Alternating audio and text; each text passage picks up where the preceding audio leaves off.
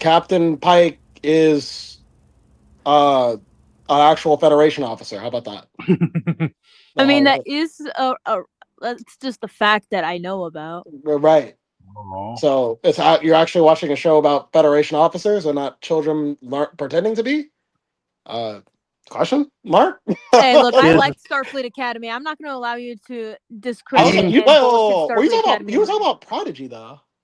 Yeah, but at least they're learning how to be Starfleet officers. They were literally like forced to do slave labor.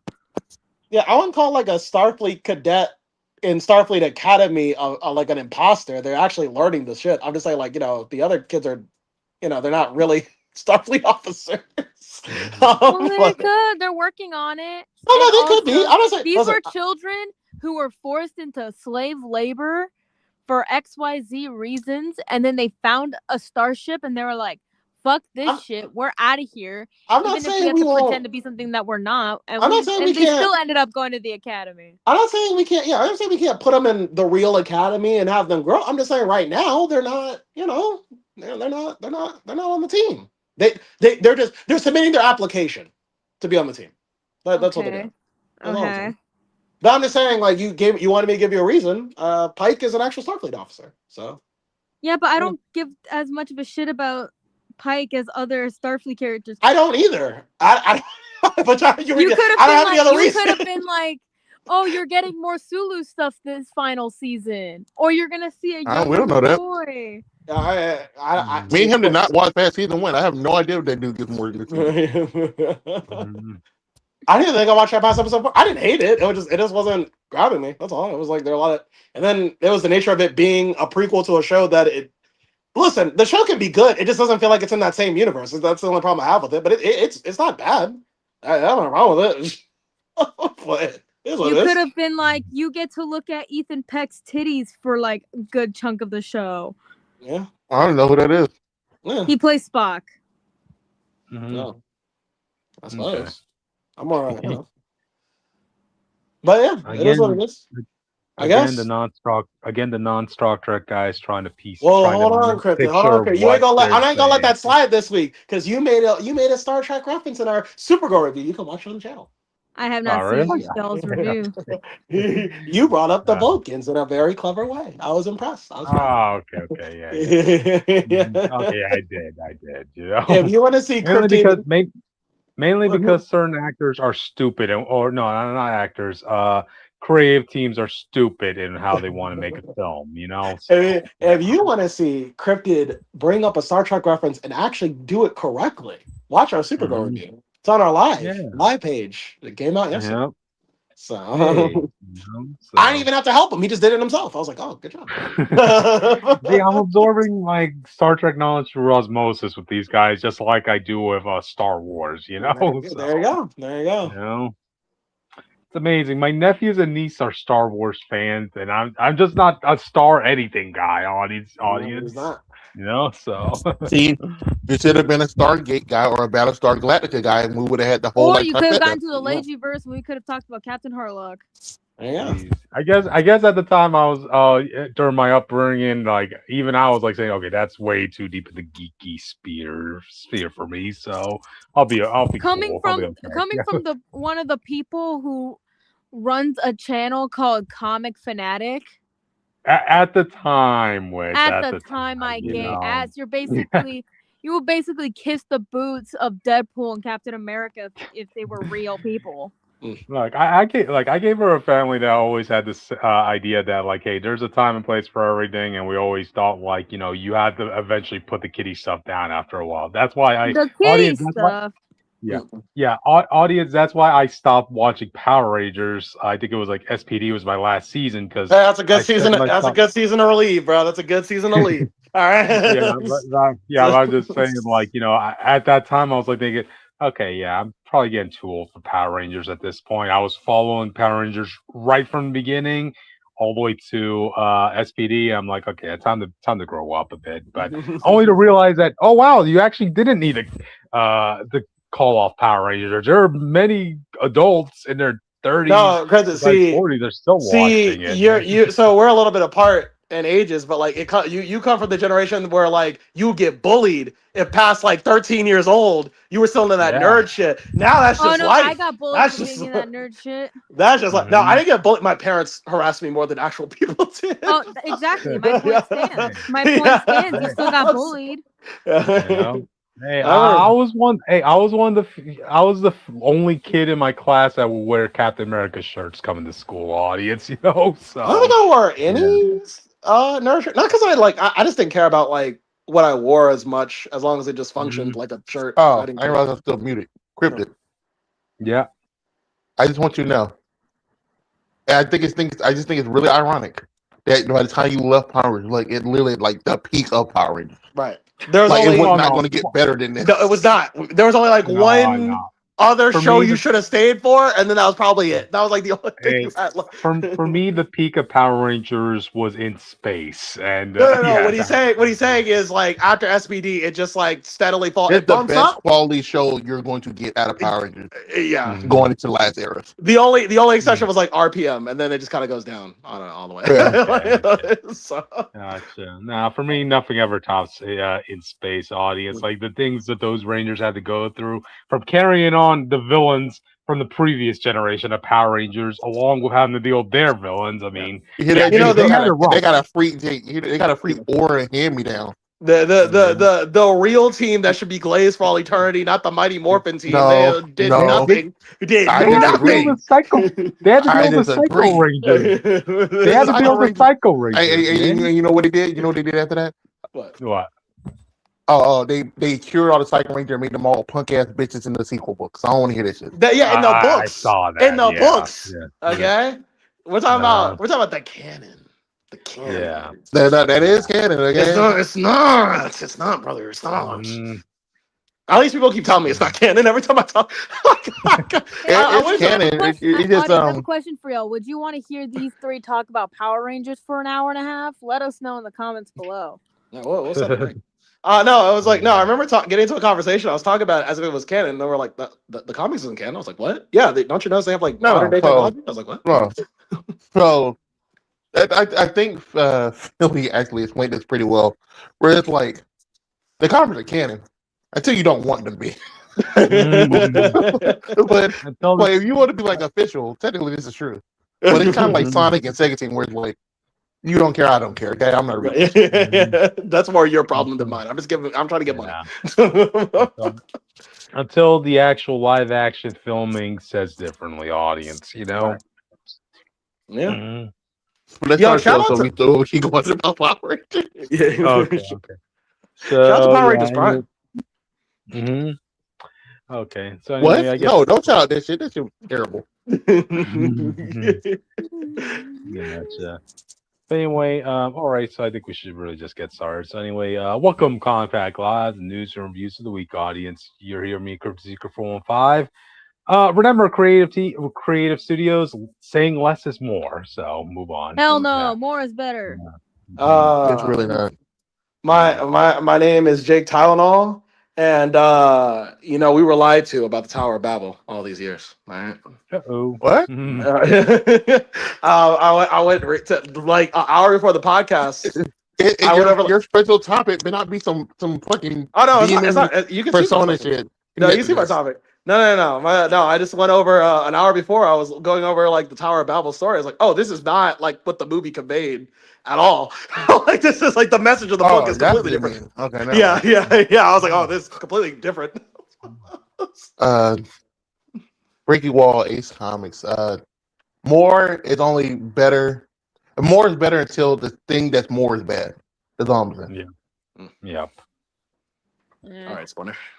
This is going to be a dark reference, but not really. But I'm Richter, also known as the Witch of Jotunheim, pronouns they, he. And have you ever thought about jumping into a nuclear vessel? Have you ever thought about jumping into the nuclear reactor? You know what's really sad? Richter had trained me so bad, which I thought that was the Deadpool reference to that Wolverine book where he did that. No, the reference that I was making was to a Vocaloid song. Have you ever thought about jumping into a nuclear reactor before? Man, I heard Vocaloid in like 20 years. I better Oh, begin. I better begin. Not 20 years. I gotta be like 15 years. I think it was like rule the world. I better begin superpowers out of that. Just saying. No, I just want it. Death is inevitable. And together we form the Phanatics, and we talk about the news and reviews of the week. And on our special Monday nights, we talk about the media news. So we'll be talking about some things. Masters of the Universe. Wait, what? Oh shit! Oh, we're is this not? old? Yo, hold on. Oh, fuck! God damn it! I hate. No. Okay. Today we're going to talk about Absolute Batman. Batman. Star Trek Yeah. Origins film, apparently. Apparently. Marvel Probably. Tokon Find Souls characters. Creature Window Season 2 details. A whole bunch of other DC stuff they announced for no reason. And for some reason, live action Mr Frizzle. Yeah, look at Austin picking up the slack. And you know where you can pick us up at on our social medias. Ain't that right, Witch? Yeah. Hold on. Okay. First of all, subscribe because I said so. Because we do not use generative AI. Because if we did, I would actually leave. Right. I would actually leave. Right. And that's not a threat. That is a promise. Right. Mm-hmm. Yeah. You can also find us on Twitter at ComicFanatic69 because why not? If you want to find me, you can find me on Twitter at Witch of Jotun with an E instead of a U. I'm around on there sometimes. You can also find me on TikTok and Instagram at witch_of_Jotunheim. Those are the best ways to find me. You can also find me on Tumblr, Blue Sky, and Letterboxd at Northstar Aria. And if you're in Tucson and you like Star Trek or are interested in Star Trek, follow Star Trek Tucson 1 on Instagram because that's our fan club Instagram page. Yeah. If you want to find Jake, I don't know where he is, but where are you? Me personally, I'm chilling out with Janeway and the crew right now. So we're all just Damn it, I was betting on him. No. Me personally, I'm in hell. No. Anyways, Crypt is chilling wherever the fuck Crypt chills, and Austin, we know where Austin is. Chilling as a wall. Wherever a brick cries out for help, Austin will be there. Of course. I'm not going to help, but I'll show on the wall. Yeah, I'll stare at them very intently. I'll stare at the wall. I'll stare at the bricks and let them know I'm here. You ever seen an Adult Swim clip of like Aquaman in the water yelling at the guy on the beach, and he's like, "Yeah, I see you." Don't do that. Basically that. There's like a bugger looking at you confused, like what? I remember your face details, so I can give a sketch. But all right, let's get started. Okay, so anyway, let's start us off with Avatar Netflix season 2 audience. Wait, hold on. I just want to let people know they actually made Toph's actress blind. Okay, they made her blind. All right, cut her eyes out. Okay, no, but they did make her blind. Scripted. Yeah. Since you're not supposed to watch it, I want to say this little piece and then I'm gonna let you go because I didn't watch the full thing. But the clips I saw, and this is the reason I didn't watch it. So, the first clip someone showed me when I was going to turn it on, they said, I literally got sent a message before you watch the show. I want to send you these 3 clips. So, they showed me Toph asking Qatar to write for her because she can't write. Yeah. And then the next scene had her writing letters with her bending. Wait, she should be able to write. Yeah. She can't draw. Yeah. Oh no, she can draw. Yeah, she can draw. Yeah. She just can't see the drawing, but she can draw. That was during the season. She actually did read a book by I guess the imprints of the lettering were so thick that she's actually able to make out the words. So the second thing, Jake. Yeah, what's up? They had Toph bending on Sam immediately. Oh yeah, no, she can't do that. She can't do that. That no. Straight out the gate. Yeah, no. That's how we lost Appa. That's how we're supposed to lose Appa because she can't see in the sand. Okay, she's able to brush up on her sand bending towards the end of the season. Wasn't it like she can't bend efficiently in the sand because I remember she was holding up the temple too loose. But yeah, it was too loose, but she's able to do it a little bit, but she can't really do it at the start. Audience is a substance situation with sand bending because it's completely the opposite of casual earth bending because sand bending is an earth bender. It moves like water. Ironically, Aang should be able to sand bend. And air bend. Aang should be able to do a lot of things. Aang should be able to sandbend like a motherfucker. He's the most avatar we've seen. The I last see a thing, bender in the Avatar universe that primarily does bending that would not work for most other benders. Like both sand bending and swamp bending. I need someone to know how to do both besides the Avatar. Yeah. I'll actually love this is a guy who like a fake Avatar dude. Nothing to do with Avatar. He just knows how to do the bending stuff. I'm just that wants to guy. do. I'm just that guy, bro. He's just like, I'm built different. Yep. As long as I'm on this terrain. The last one, Cryptid, they showed me the Zula versus the Avatar Aang fight, like the full Avatar state. Yeah. And how they changed it up. Okay. And I was like, nah, this ain't for me. I can't do this. Okay. Look, audience, I think it's tough to when you're doing like a live action adaptation of an established anime show, because you're gonna have to expect changes or alterations. Like, yeah, the end destination will always be the same, but rather than go in a straight line, they go in different paths and this and that. Some changes you're gonna like, some changes you're not. I'm glad you brought that up. Yeah, because I had a whole conversation with someone about that because of the live action One Piece, and I was like, "Oh, like, why do you think this is good and change here are good and this are bad?" Because I was like, at least with the One Piece, with the changes they made for their show, it's consistent in their show. I brought the talk thing first because it's just a small example of them setting up stuff and not being consistent with their own lore that they're setting up in their version of the show. Yeah, that's true. I mean, there's a lot to talk about with Toph's situation. For one thing, like I know there was like a topic we talked about like them saying Toph was going to be more feminine or something along the lines of that in this season.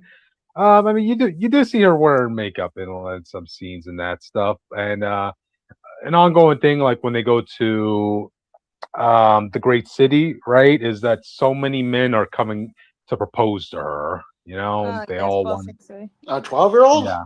That's right. She's old. Yeah, no, remember because she's the great lady of the old-ish. house and stuff. Yeah. No, but even then, she's the great daughter and heiress of the house and stuff. Oh, yeah, okay. Yeah, and she is, I guess, attractive in that world, too as well, Yeah. So status, power, looks. I guess man, the boss thinks the economy ain't doing great. I'm trying to get this bread, brother. There is no toss and bossing sage, okay? And I guess for a lot of guys in that status, it will look at Toph like, okay, she's blind, so she's going to be very, I guess, submissive if I were to arrange a marriage with her, like, or something like that, So they look at it as the easy bag.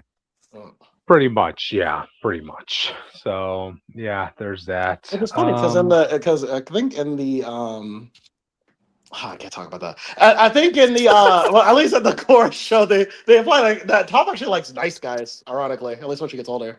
So if you're just like a genuine good dude, she might actually like you more. but yeah. Okay, ironic. But yeah, again, there are definitely gonna be things you'll like the changes. Like, okay, one thing I'll say about Zuko that I kind of liked. Well, I shouldn't say I like him, but they had him rob that pregnant woman, bro. Like, what the fuck? They changed the scene where there's a scene in the anime where there's a pregnant woman with supplies, and Zuko, his uncle, is starving, so he goes to take him, thinks about it, and doesn't do it. Here, he said, "Fuck that lady, her baby died."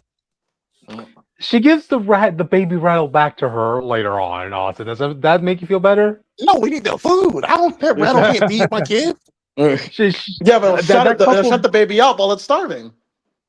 That baby up, bro. That baby made it to the city. That baby that family made it to the city. Is that city with no money? Right. The richest city that isn't the Fire Nation with no money, bro. Yeah, they do a lot of things like that with Zuko from that song. Okay, but one thing I do like that they added was like throughout the course of the series, like I guess Zuko's journey in this season is just really realizing that we're really the Fire Nation is really the bad guys because he's looking at all the casualties, the victims, the people that really got fucked over. That kind of simplifies his arc a lot because that was the point of his arc. His arc was that like his arc wasn't that the Fire Nation were bad guys. He was more willing to accept that it was I want my dad's approval, and I think that's all that matters in my life. That was really what it was. But And then when he realized, when he gets it, he realized like that doesn't justify everything we've been doing, so it doesn't matter. But then here's the little additional thing they did with Zuko, right? When they go to Ba Sing Se, you find out that there are firebenders in Ba Sing Se as citizens, but these are what you call they are reformed firebenders. These are former soldiers that actually willingly wanted to separate themselves from the Fire Nation, specifically Ozai. They didn't want to, be part of this war or anything, so they. That doesn't seem. No, that doesn't seem right. Why would you go to Ba Sing Se? I think I'm fine if they weren't in Ba Sing Se. Yeah, why would you go to Ba Sing Se as a firebender? That doesn't make any sense. I know.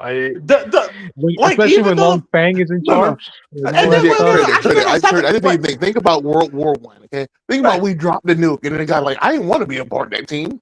Before any of that, it's public knowledge of the Fire Nation that they want to take over Ba Sing Se. They've been trying to do that since Iroh was in the military. So that actually makes things harder for them. So there's citizens in Ba Sing Se that can just go to the king right now and be like, by the way, the Fire Nation wants to fuck you up. You know what I mean? Like I was like, I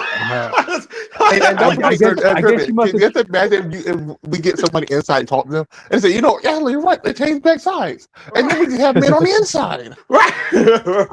I'm guessing those Fire Nation soldiers must have given the Earth King some valuable information or something. No, but that's the problem. He can't know anything. That was the problem with Ba Sing Se. That he was the epitome of just you're losing the war by your own metrics, bro. I would have won. They do. The Fire Nation soldiers, they do have their own section in Ba Sing Se. And you can imagine that they Uchiha these niggas. They put them in the back. They put them in the back. Look, the citizens. You could definitely tell that the citizens are pretty much really discriminatory against these people. So let me. So, for people who don't watch the original show, the whole plot of the Ba Sing Se arc was that Aang was going to Ba Sing Se and he had to warn the king that the Fire Nation was coming to attack Ba Sing Se. And the first part of it is he has to stop Azula from attacking the wall. The iconic scene where he beats her with the airbending trick, whatever. Yeah. The second part of that arc is he has to convince the king that the Fire Nation is even a problem because the king is being fed false information the whole time. So if there are actual Fire Nation citizens in the kingdom who should know, it should be common knowledge. Oh, by the way, Jake, I'm more concerned about the fact that anyone who didn't want to be in the war could just retire and run a shop back in the Fire Nation. That is true. Yeah. Jake, I gotta bring this up. The king actually is aware about the war in this series. So what are we doing? So what's the plot? Are we just getting Appa? Like what are we doing? He wanted to jump you. That's what's happening. Aang just wanted the king to be on their side, like to be part of the plan. Like he wanted to tell the king about like the Day of Black Suns information, this and that. So yeah. You could have switched it if you didn't have him meet Toph. Like if you didn't have him meet Toph yet, or had Toph with them but refused to be a teacher, you could have had him with the Boomy to try to get him to be a teacher. Personally, to justify the trip, but So I understand they can't adapt everything, but like it's like as from what I'm hearing, it's like they're taking plot points away and not replacing them with anything else. No, because it's not that plot doesn't work. It's like it just simplifies the fuck out of what was like a really cool political thriller with the Aang gang. You know what I mean? Yeah. And now it's just it's just not as interesting.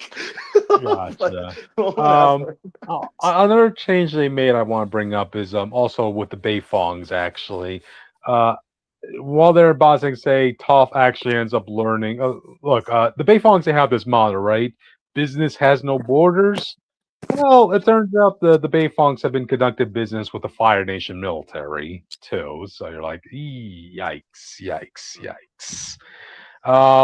This gets brought up when like Aang is trying to get the Earth King to trust him, right? And then that's when what's his name? Long Fang?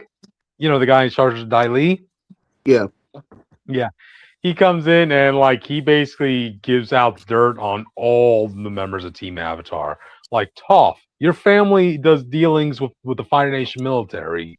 Katara, you were at the party and you were stealing medical herbs from the king's garden. Yeah, she was that's kind of crazy. Oh long. Yeah, Yeah, she was using her painted lady moniker to give medical herbs to all the sick people in Ba Sing Se. And then he points to Sokka saying, Sokka, you were friends with a Fire Nation spy, like referring to, the inventor, the guy with the wooden three fingers. Yeah. That guy was trying to kill King Boomy.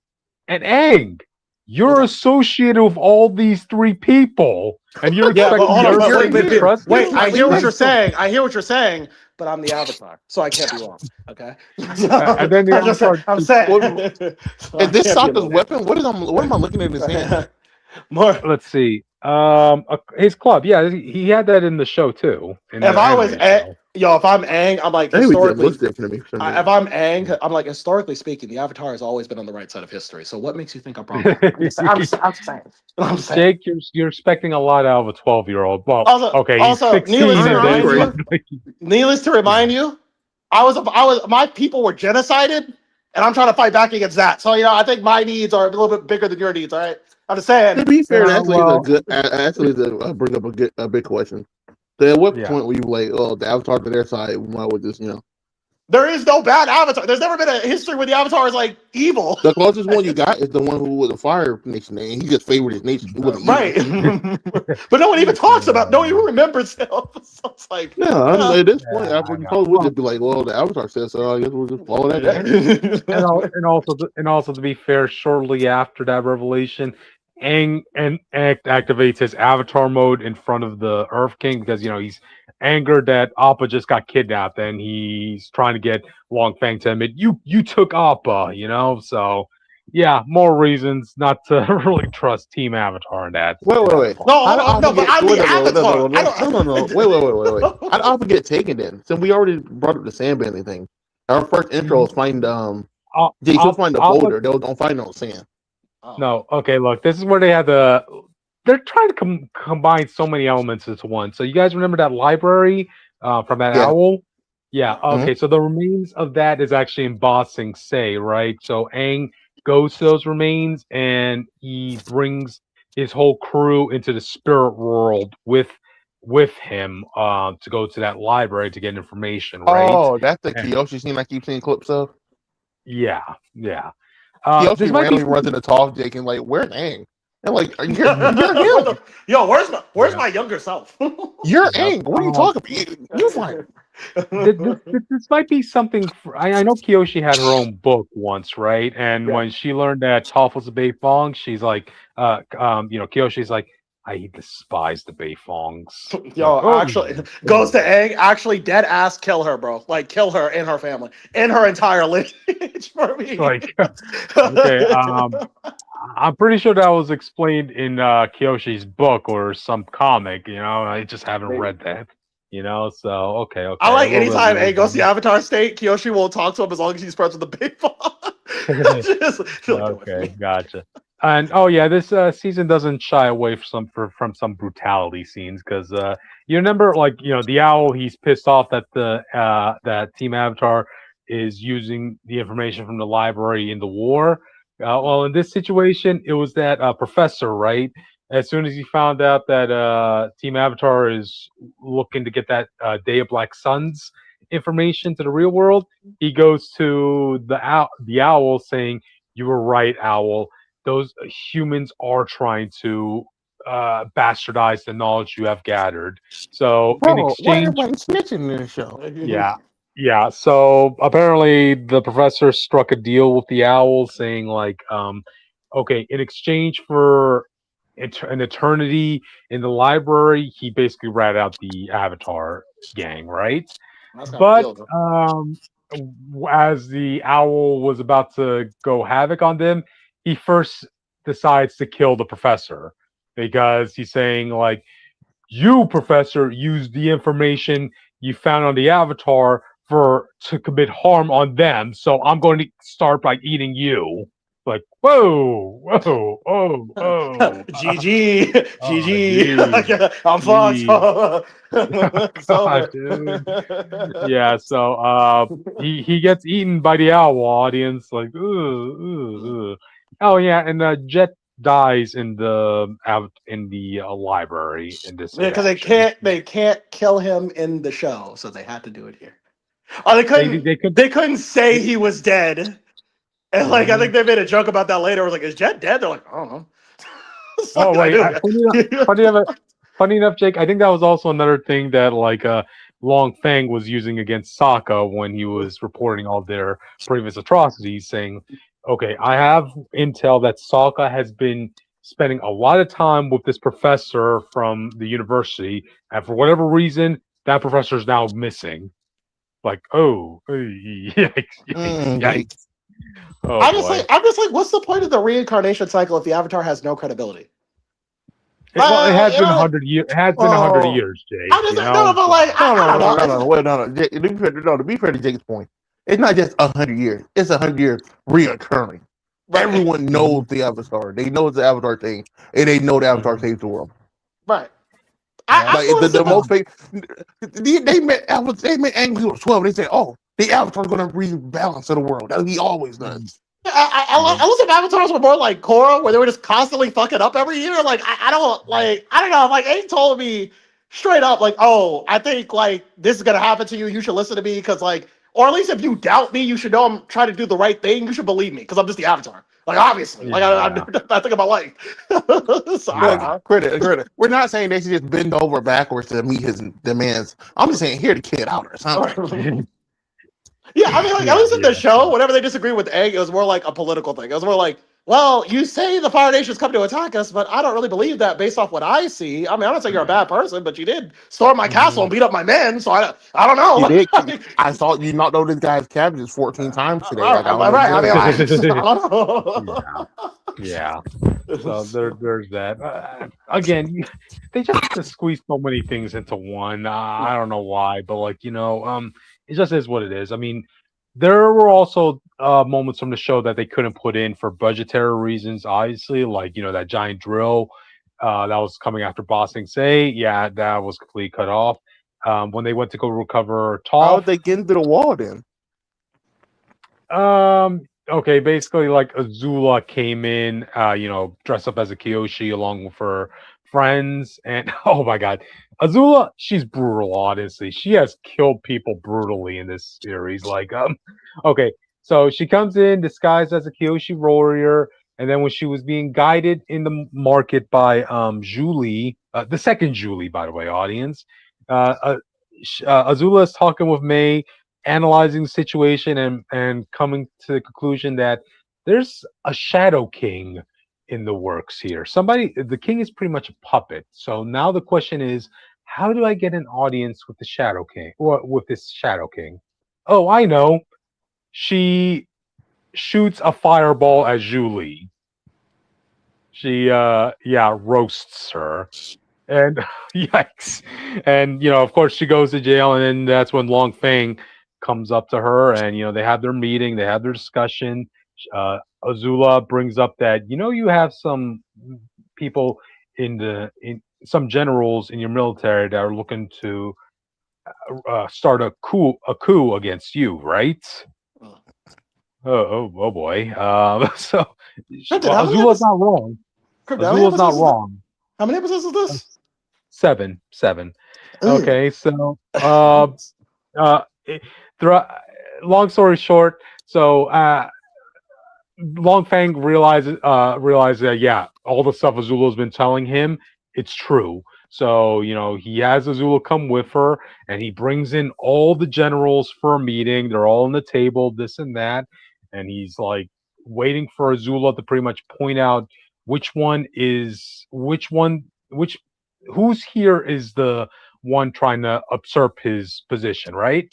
And what does Azula do? She electrocutes all of them and kills them. You're like, that's more their fault. Wait, hold on. That's more their fault. That's more their fault because it takes a long time to charge up the lightning. I want to be out of here. I don't know what she's doing. I'm getting the fuck out of here. It was a surprise. Aren't you all earthbenders? Yeah. She took them by surprise. That's the only explanation you have. If I see her doing some wide stance, doing a circle with her, I know she's bending. I know she's bending something. Yeah. At least on the day of the Black Suns, you can do it faster. Yikes. So yeah, pretty much Long Fang has no choice but to submit to her, especially since she says she already has like 20,000 Fire Nation soldiers outside the border right now. Gotta go to war or do what I say, and yeah, basically bow down to us, you know. So yeah, bro, she's standing on rock. I know. Long Fang does try to at least help Aang get his bison back, because he wasn't expecting this at all. Like 7 episodes to fit in the most like dense season of Avatar is kind of crazy. I don't know how budgets work in this industry. I haven't actually had to have a TV show Netflix budget, but I thought about that. I have seen shows that can tell a coherent story in 16 episodes.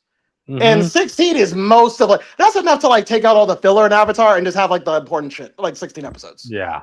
I feel like you can at least go to 16 a season, and I think that would be better. Each episode's an hour long, Jake. Yeah. 16 episodes an hour long. You can get most of the story of Avatar in 16 episodes without much cutting. Yeah. But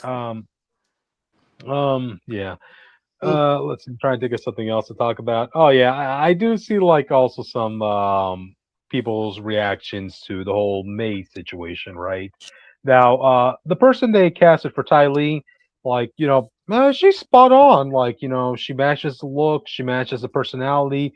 The only thing they really did was just fully cover her up in clothing in this adaptation, and they did darken up the pink coloring of her suit, which I didn't like. Can she do the stretch? Can she do the stuff?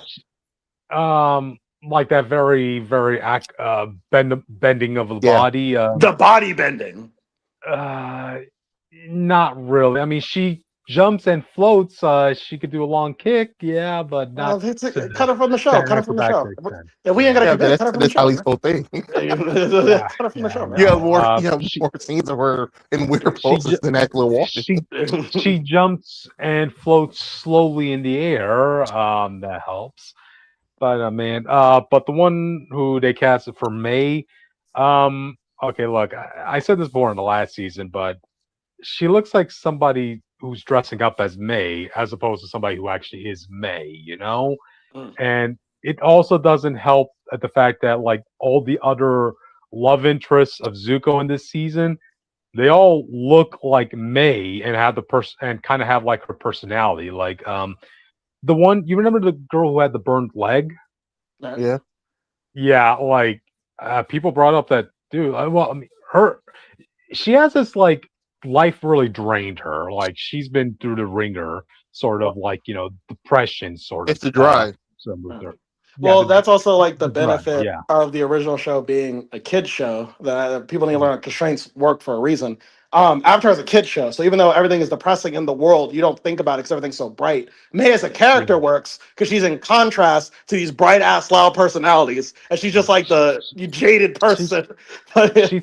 She's supposed to be their version of a Goth at that time, right? But if everyone's depressed about the Fire Nation, as they realistically should be, May doesn't look that interesting anymore. So. Yeah, I really do wish I could brought up a picture of that because, that actress does look and act like May more than the actress that they actually got for to play May. I mean, they don't even seem like they're going to have a relationship between her and Zuko. There comes a point like where Azula's going after to kill Zuko, and Ty Lee's looking at May saying, "Hey, didn't you love Zuko at one point?"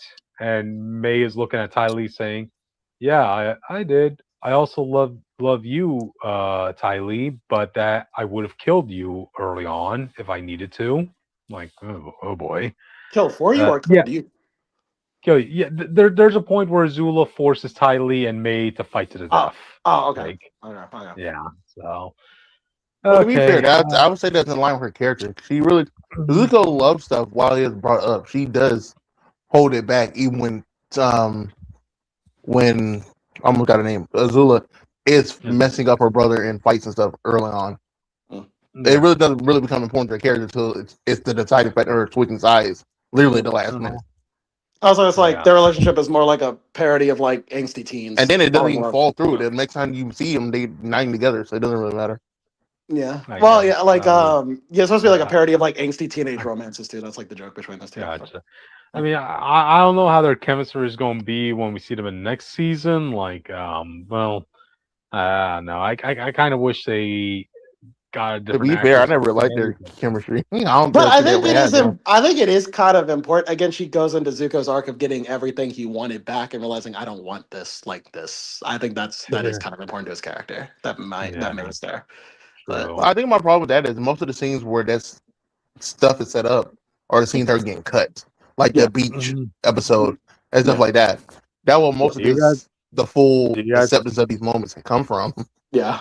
do you guys really think we're going to get like a beach episode in the next season? They said no.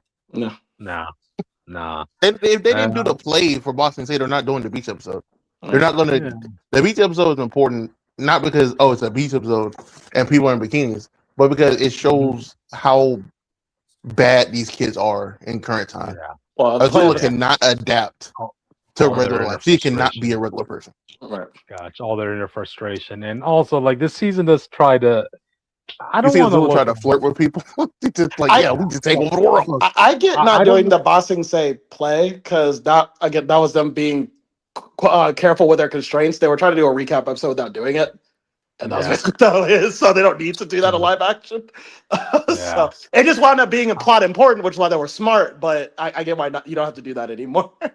But Mhm. yeah, No, Gotcha. that's what I would have had that be the opening to the season. I'm also curious how they're going to handle Azula because in this season it's trying to make you feel like Azula is a victim audience because Ozai just it's obvious like Ozai still wants Zuko to be a successor, because Azula is the second child, so that's pretty much messing up with Azula's mind, this and that, and I just like seeing her as a rotten egg. Like even as a child, she was giggling that Saw her brother Zuko almost was get about to get murdered killed. and was happy. well, it's like Yeah. because people can't accept two things at once because she is a victim, but it's also her fault. Like some of that, it's like really her Yeah. fault, and people can't Mhm. conflate the two things as the same for some reason.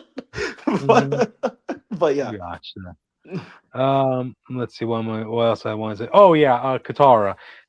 She was a big negative in the last season because of that actress, like her inability to act. Really, I will say in this season she gets better audience. So just need a coach. She need a good coach. yeah, she needed a good No, she coach. needed more practice, bro.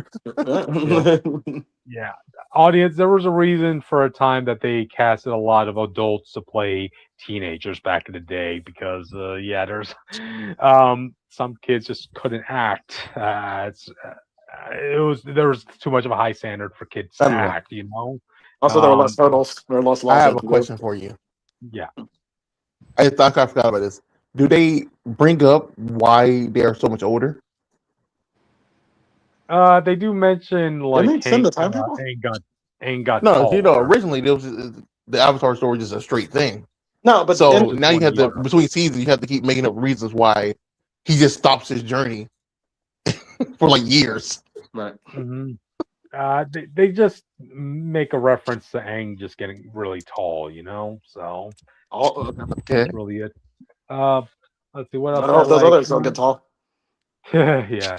There was a fun interaction where you had Zuko when he was being like the Blue Spirit. You kind of find out that the Blue Spirit was from a story that his mother told him about when he was a child. A protector, this and that. So when Zuko was in Ba Sing Se, he was basically being Robin Hood when he put on the Blue Spirit outfit. And there Yeah, does because come he a was point. robbing a poor and giving to himself. Right. No, he was robbing from the real rich Robin and Hood. giving it to the actual poor. I saw he did that pregnant woman. You're not gonna trick me. Okay, he tries to make amends, and he does actually end up interacting with the painted lady, which is Katara. So both of their alter egos, their split egos, interacted. So there was that. My mother was sent to the spirits. What? Yeah. oh, that was another line I like that he had, right? When Zuko and Katara are locked up in jail, Katara is just fully letting herself explode in front of Zuko, right? And then, of course, after she brings up the mother, Zuko brings up, yeah, that's something we have in common. it's rare for a firebender to get burnt, right? You know who gave me this scar? My father. It's You not know that why rare. I got like this is something Zuko was saying. He tried to equate this as like saying, imagine a waterbender drowning. You know, this is what this mark symbolizes. Basically, I couldn't stop my father from, burning this into my face. You know, so yikes, yikes. I think it's a little out of order, if I recall. That's what I'm saying. I don't think Katara. No, I don't think Katara fully hated Zuko. I think she was more annoyed with him because he was a weekly thing she had to deal with. But it wasn't until after Aang almost died, she was like, you know what? Actually, fuck you. Like, I don't Yeah. get the fuck away from me. Because I think the first because she tried trusting him before, and then that's when he betrayed her. Yeah. Mhm. Yeah. So Well, that's a she's little gonna bit get annoying. more angry next season, Zuko, when if they're going the route they're going. I feel with, like it. Well, I guess if she eased up and was willing to trust him after the scar thing, I guess whatever. But Yeah. I don't know. It's just- I mean, they're going to have to force this all in the span of like what 7 episodes in the next yeah, season. So should have been 16. Should have been 16. yeah. At this point, audience, it wouldn't surprise me if the Day of Black Suns happens at the same time as Sozin's Comet, because I don't know how you're going to condense like both the Day of Black Suns War with the finale of Sozin's Comet, It would unless have you to be combine those two. mid-season finale is Sozin's Comet, then time skip to the back half of the show. Yeah, I guess, maybe Aang just wakes up around the time of the Day of Black Suns happens. No, I'm saying like you would know? start the season building up to the Sozin's Comet, doesn't work out. Then Zuko says, "Hey, listen, I'm going to work with you." Time skip. Mhm. He mastered firebending. He can do the Black Sun now. So Gotcha. yeah. All right. Well, yeah, it's Mm. what it is. Next season, I'm still betting on there's gonna be a lot of changes you'll like, a lot of changes you won't like, and some that are just in between. It's roll the dice. I don't know what to say, audience. I don't know why people. I don't think people talk about it enough. That final fight with Aang and Ozai, bro. They better put the budget in that fight. That fight is good, bro. Bro, I've seen the fight between him and Azula. You're not doing that. You have to put everything in that fight with Ozai. Aang versus Ozai is one of my favorite Avatar fights, bro. I don't care. Nobody says, bro. Oh my god. Just to let everybody know how the fight between Azula and Aang happened.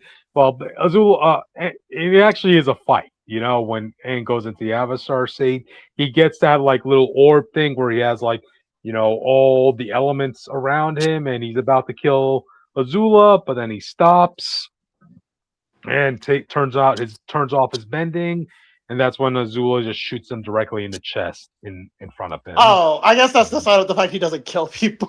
I guess they're doing that. No, earlier. but because originally he stopped to save somebody. Mhm. So the show's making it be like trying to, people are already iffy about the killing thing because even in the live action, he's actually going to kill people. Okay, we're not going to bullshit this thing. Okay? He set up accidents to kill people. Yeah. So doing the whole, I don't want to kill people. I think doing it too early could still have the adverse effect of it. I think what they should have done is because in the actual fight with Ozai in the show, it's a big deal that he's able to turn it off to stop the avatars from killing Ozai. It's not him, it's the avatars doing it. Yeah. So I think you would have had him just lose control. And then maybe you even frame it as like Azula technically saved the day because you had to kill that motherfucker because he was going crazy. Like, that's all I'm saying.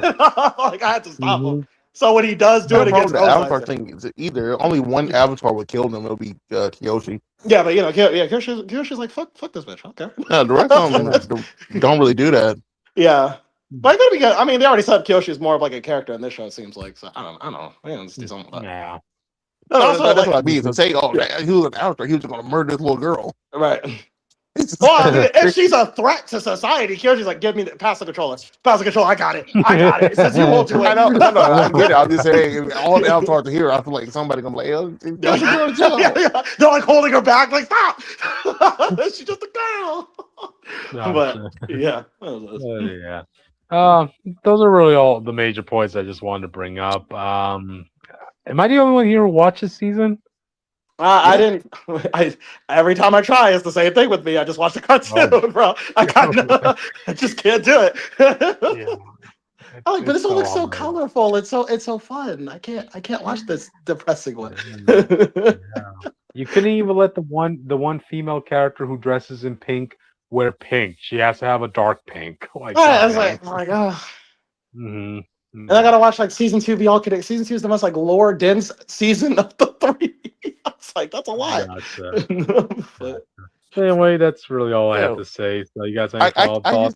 just can't watch it. When I know all like a lot of the best stuff, like the sides of Avatar, characters, one of the side missions, and like you said, the beach episodes, stuff like that, and you just won't get those in live action because they're trying to condense so much into 7 hours. Yeah. You lose a lot, bro. Yeah. Remember, audience, they once combined like 3 episode plots into one. What was it? Omashu, to do Jet One destroy the city, and the Cave of Two Lovers, all condensed into one episode. Audience, like, yikes! Oh, yeah.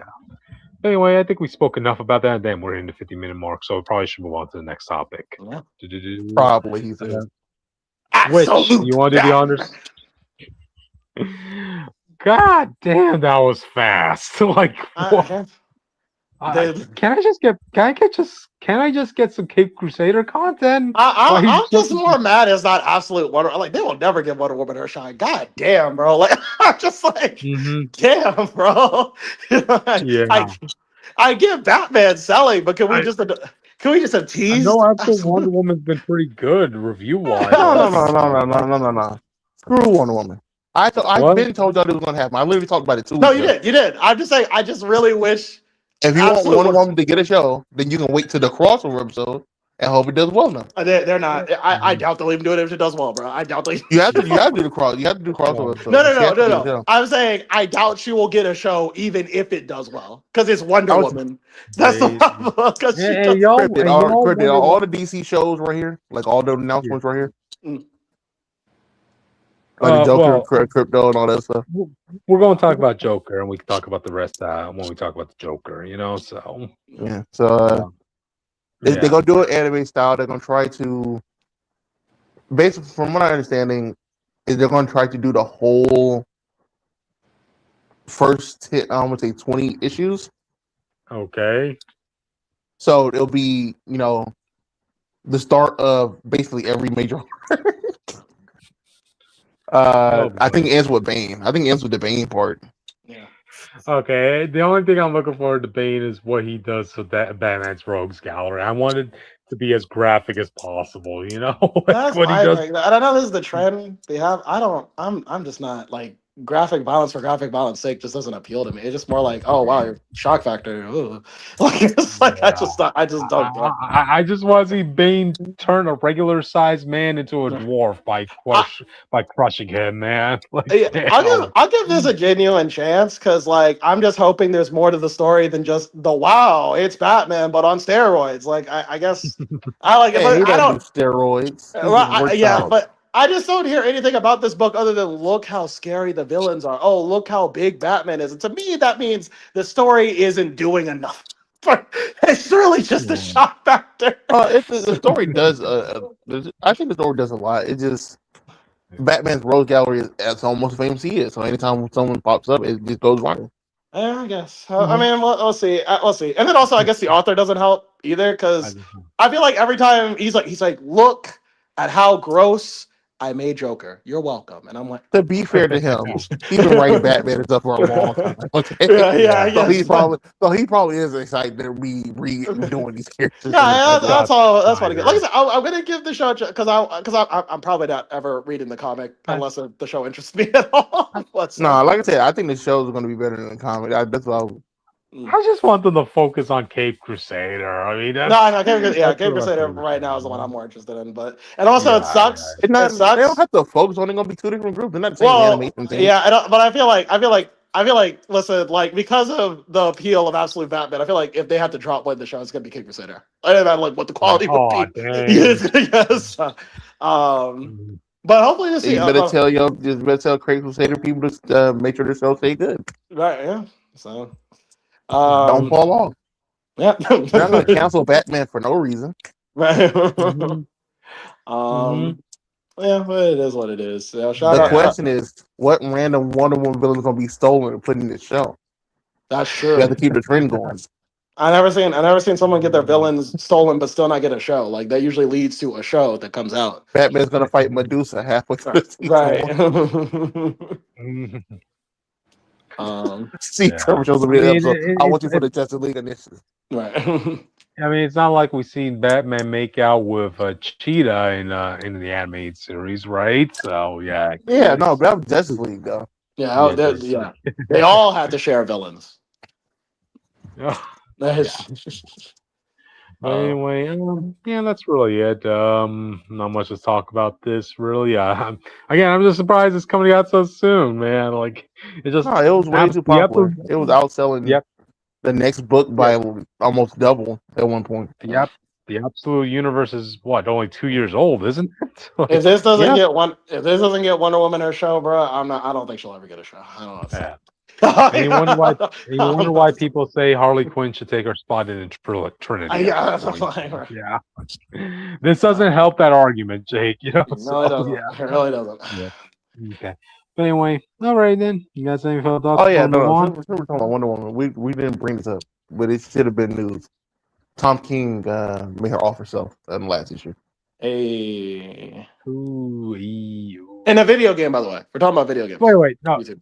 Well, it has been a while since we've seen Tom King talk about suicide. Oh, sorry. In a video game. Every moment, people were mad about what he did in his run, and all he keeps doing is just making it worse for people. Yeah. That was just an ongoing trend with Tom King for a long time. He likes to make a character unalive themselves in his runs, audience. He did that in Vision. He did that in Heroes in Crisis. He did that in his Batman run by having Bruce say, like, what, Batman must die or something like that. I'm sure. That was like Failsafe. That's Failsafe doing that, though. That was Failsafe. Okay. Yeah. I'm pretty sure there were like more that I just can't think of off the top of my head, but yeah. So yep. He made Wally West unalive himself, so he made Mr. Miracle unalive himself, I think. At least he lived long enough to see the one comic that everybody liked him doing in DC get butchered in live action. That's crazy. There you go. Same way, audience, we need Witch to talk about something, so hopefully he'll talk about the next topic. So so I found this out last minute. Apparently they're trying to do a Star Trek Origins film, and I'm saying, please God, don't do that. Don't do that. Witch, a Star Trek topic, man. You there? The problem with the unless if it's a reboot, fine. First off, we already have an origin story. It's called Enterprise. Okay, and that was back when that literally shows you when the Federation became the Federation it is today. Okay, so it is in the main continuity. Spare me, I don't care. Jake, this is about how we got to the stars in the first place. Or it doesn't matter because even Gene. Don't you want to hear about the Great War? Even Gene Roddenberry couldn't figure that out. That's why we don't go to Earth a lot in Star Trek. People don't know the appeal of Gene Roddenberry's actual, because it always gets skewed and people conflate it with many different things that it's not, or it's not fully.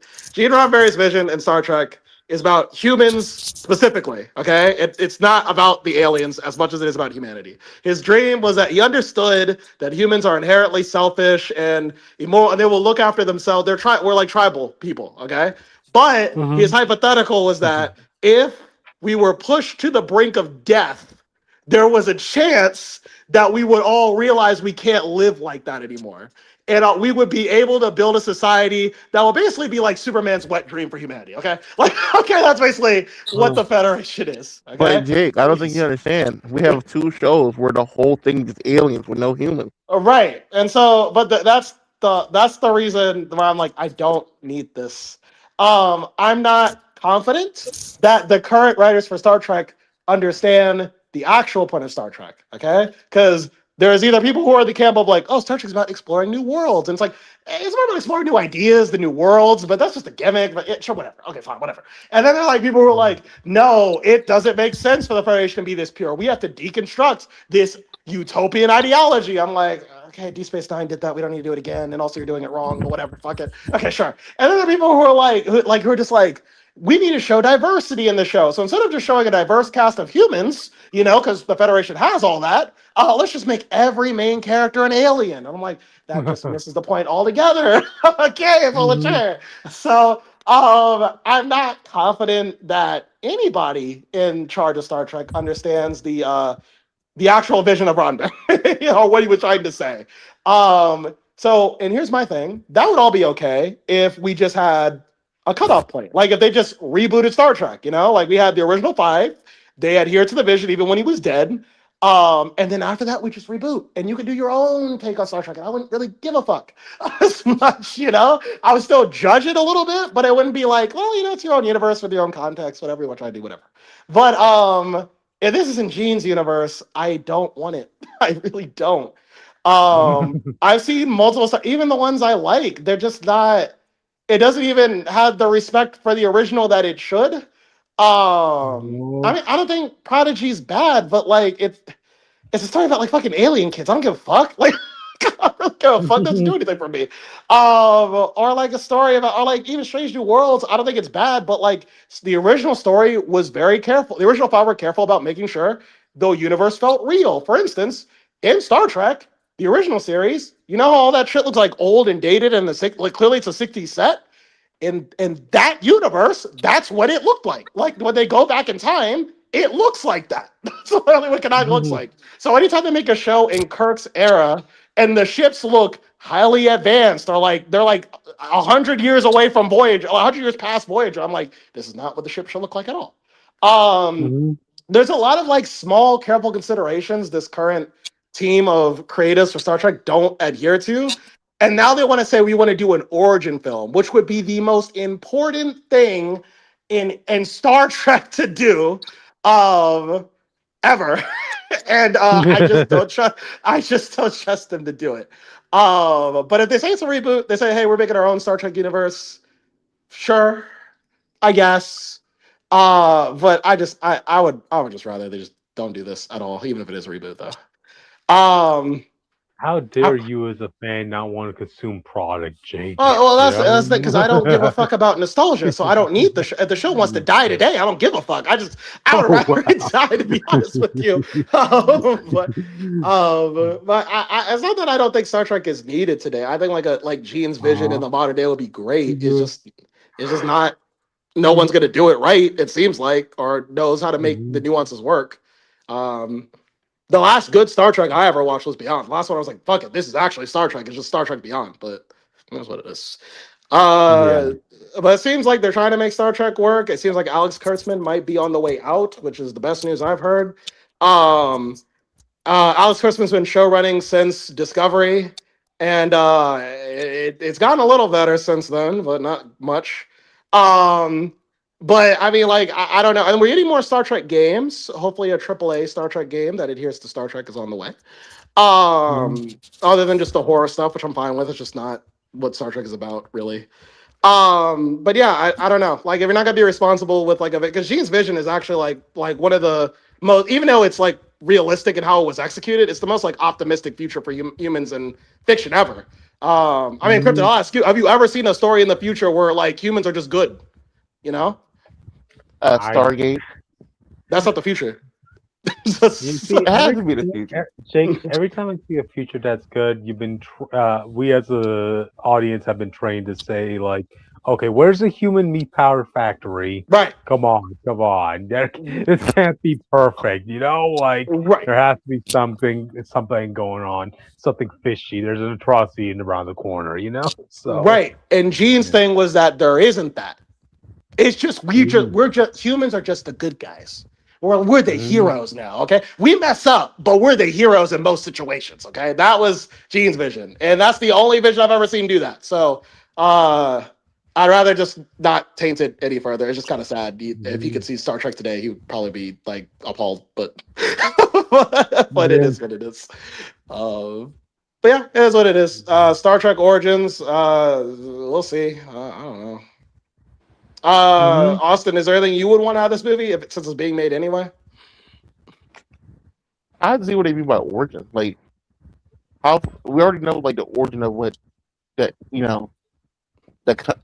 the Enterprise and everything is in like a natural sense. So what it is it's supposed to be like the war that brought us to the break and the rebuilding of humanity at that point. I don't know. Or it's just our first trek into the stars. I'm not sure because that's also what Enterprise covers. I mean, Enterprise's whole thing was like we didn't have phasers back. That's how far back it was. We didn't have phasers or warp technology. It was like you got to see them come up with that in real time. So like, you know what I mean? Like Did I don't Enterprise know. have like the first contact with the alien? Yeah, we are. Well, no, I mean Mhm. it will be the Vulcans, but we already established that. So I don't know. And then we saw a little bit of our first contact with aliens in the movie called Star Trek: First Contact. So uh, you know, I don't fucking know. So I Like, don't it'll be know. when we first start colonizing the solar system or something. I don't know. We've already that's what Enterprise covered. Mhm. Enterprise already Man, go to the next topic. Okay. yes. So I don't know. Alrighty We'll then. see. Yeah. Okay. So anyway, audience, to get to that, let's move on to the next topic. Austin, you announced this one. Hold up. I got it. Oh, why you got him in the Marvel. jackal pose? Yeah, Yeah. why? But it's funny. So Oh, what? You're here. We just had a Star Trek topic, man. I know. I kind of fell asleep a little bit because I'm tired. Wow. it's I fine. don't see the sleep schedule. Before we officially go on to this topic, you want to say something about the previous Star Trek topic? More Star Trek is cool. I can't wait for more. Rah, rah, rah. Jake, you want to explain this project? Oh, wait till it move on. Marvel Okay. Tokon, Marvel Tokon Fighting Souls. The new team has been announced, and Mhm. all the leaks, everything pointed it to being Midnight Suns, but trying to be Ghost Rider, Loki, Blade, and Deadpool. And Mhm. Deadpool took out the Midnight Suns and called the Mhm. team Samurai Outriders because the Deadpool Samurai and Blade has a sword. Yep. Look at this diverse team here, audience. Wow. Look at this representation here, you know? So I'm proud of them for making this team. But yeah. The woke agenda. Whoa. You're badass, you know? And none of it feels forced, audience, you know? That's the beauty of it. I don't know. I'm iffy about Loki. He has no reason. Well, I don't know why they keep doing this with these teams where they set up these established themes and it's just a random person on the team. Like mhm. the Spiderman team being New York heroes, and then just randomly Star Lord's here. Oh well, let me bring up the other team. So you have Spider-Man in his team with Kamala, Star-Lord, and Penny Parker. Then you have the X-Men team here, audience, with Storm, Magic, Hey guys, I Wolverine. gotta go. I Mhm. need to go do something important. All It's right. all Not a good. problem. We'll see you tomorrow, Witch. So Okay, okay, bye. all good. See ya. That's Okay, and who is that person in the background, Austin? Danger Room. Oh, Danger. Okay, That's the Danger and you know, Room when it became a robot. I thought her name. I thought she went by Danger when she's in that robot form. I But just said okay, that. okay. You said Danger Room. No, I said the second time. I said that's danger. And he said what? I said the Okay, Danger Room. okay, okay. Gotcha. And then of course we have Captain America, Iron Man, Hulk, and Shuri. Yeah, yeah. I said Shuri, Black Panther. Okay, just to clarify, audience. And oh yeah, we also had the villain team too. Here we had Doctor Doom. I feel the Green worst Gob- photo possible. Yeah, Doctor Doom, Green Why they a Goblin, little scared to Carnage. be here?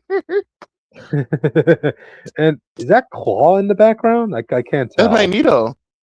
Oh, Magneto. Okay, Magneto too. So there's that. So yeah. But that's what I mean by Interesting. the teams being weird. So like Loki does not fit this team at all. He has no reason to be here Uh huh. besides being a popular character. Uh huh. Star Lord has no reason to be on his team. Then you don't look at Spider-Man, Miss Marvel, and Penny Parker and think, oh yeah, Star Lord from space would be a perfect final character for this team. we And then need you to look at see the that. Avengers, and you're not thinking about Shuri, who was Black Panther for 3 years, Yep. and then all the weapons she has. Just I want you to know the Shuri stuff is out of control. So people obviously want T'Challa, and a Yeah. lot of people say no, Shuri's better because look how she fights. I'm like, she's just using T'Challa's weapons. Like the people think T'Challa. The movies got people think T'Challa just scratch and cut, man. hmm Like he used, he had spears, energy daggers, a sword, and cut Hulk, like all this other crazy stuff. A lot of people forget that before the movies, T'Challa was actually one of the top 10 smartest smartest humans on Earth. Audience. He's literally called the most dangerous man alive. Mm-hmm. And so, like, seeing them pick Steve, I want you to know, Cryptic, Steve's dialogue in the game, he just straight up says, "There's only ever been one Captain America," and you're looking at him. Oh, come on now. Come so on. Sam Sam has not been Cap yet in this timeline. But you want me to believe that sure is Black Panther at the same time. Steve, I'm pretty sure at this point you're up to date as all the other Caps that have existed while you were frozen, dude. So just saying. You know? So like each team had like the one person I was like even like Danger. We know they did it for they had the robot girl thing because Japan loved that. But it's like this is the X-Men team. You could have picked Cyclops, you could have picked Jean Grey, you could have picked like Nightcrawler. And anyone, you could have picked any other person people have been flying, but they'll find them on the team. You chose that Danger room. Well, somebody in the creative department here must have been a big fan of Danger. Austin, did that ever occur to you, man? No, it's because they wanted a robot girl. I'm telling you, their exact reason they gave. They want new people who haven't been in a fighting game, so that's why they chose anybody like over like Cyclops who's been in the fighting game. But they really wanted a robot girl. When people asked, "Why do you pick Carnage instead of Venom?" They said, "We didn't even think about Venom. We just wanted a villain that was inhuman." Oh, okay. But not inhuman, but just like non-human. Yeah. So that's why it's Carnage on their team. Because it makes no sense logical wise. You tell me this is a tournament about the fate of the universe. Dr. Doom said, me you can go. But hold on, we need 2 other people. I'm going to get the 2 guys that fight Spiderman. I just want to see the interaction dialogue between Kamala and Green Goblin since, it's not like Marvel forced there to be a good friendship between the 2 audience, Based on dialogue, I only think it seems like they're going off of. Hey, Jake, I don't think you know, but the Spider-Man and the Green Goblin from this show are the 2 from Spectacular. So it seems like they're just going off that right now. Okay. Okay. So I will based on their comic time, they Kamala she ain't know who Norman is. Based on them Civil War, Civil War 1 just happened, and then they sent Hulk away to the Savage for some reason. Like the timeline for this game is it's insane. They brought up Dark Reign, and that's why T'Challa supposed to be injured because Dark Reign supposed to be happening. But if Dark Reign's happening, then Green Goblin wouldn't be Green Goblin. Which is ironic because during Dark Reign, Bucky was Captain America, I recall. Huh. Exactly. So what's happening? Like what? You just picked a whole bunch of comic books and reference. That's the story. Yeah. The team is cool. Like Deadpool's fun. All his moves are references to other fighting games or stuff. And we get the Deadpool court here, audience, as his final attack. So that was cool. My favorite character is getting shine, audience. My favorite character is getting shine. The thing you should be happy about was he does the not Luke Cage, the Johnny Cage nut punch. Yep, I saw that. There's also that. He does get over here. Combat? Yeah. He did Toasty. He did to get over here with a ball of yarn. All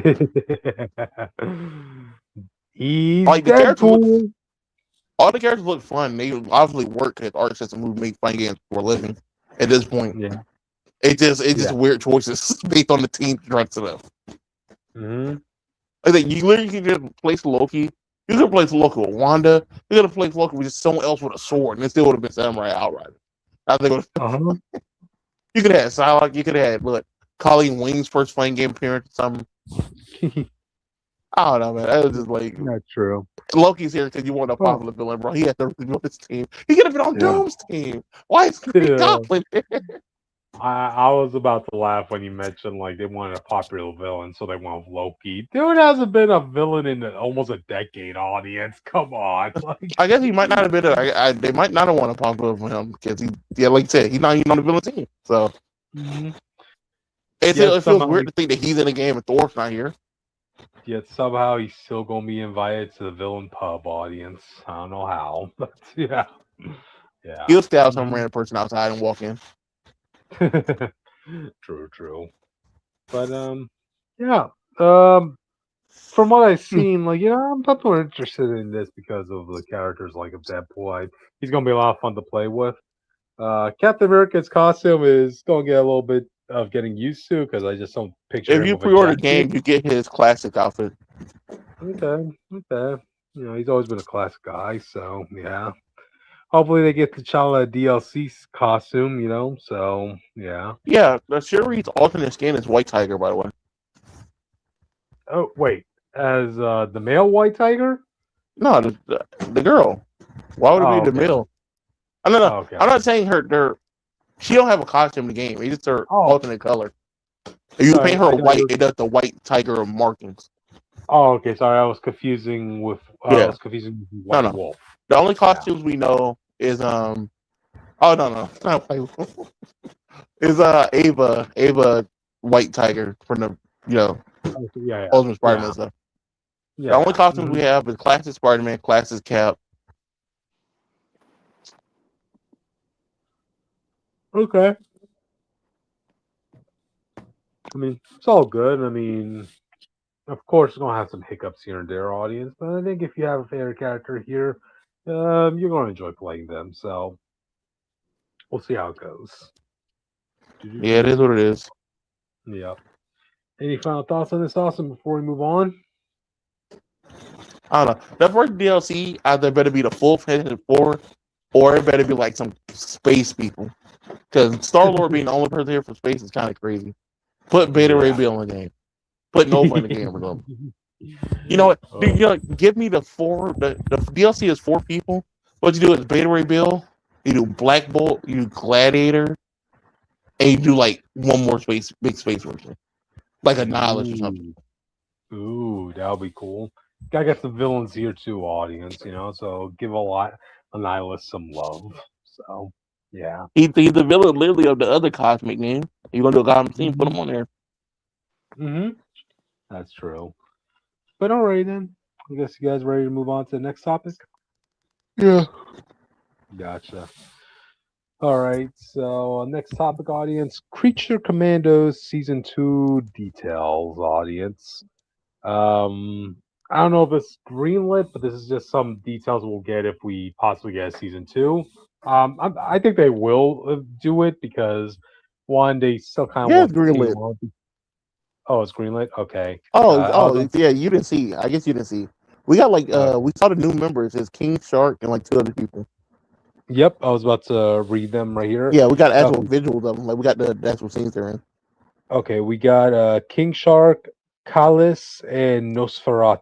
Oh, I think Witch would know who Nosferatu is. So okay, it is a fake vampire dude, man. It don't matter. It feels like it sounds like a female version of Nosferatu. So the picture we saw like a guy, but he might be. I don't know. Oh, I don't have. It could be a bald woman. Gotcha. Well, let's see how that goes. Hopefully, it'll be better than that Lagoon girl who was. Yeah, that's all I'm saying, bro. I want them not here just to be wasted the full season. Gotcha. The other plot details is GI Robot has a really strong and emotional character arc this season. Okay. Look, audience. He gets over killing Nazis and realize there's more people to kill. Yeah, I kind of hope they do that because, look, from my perspective, when I was watching Creature Commando, I like the idea that the approach they made with GI Robot, that his whole purpose in life is killing Nazis, right?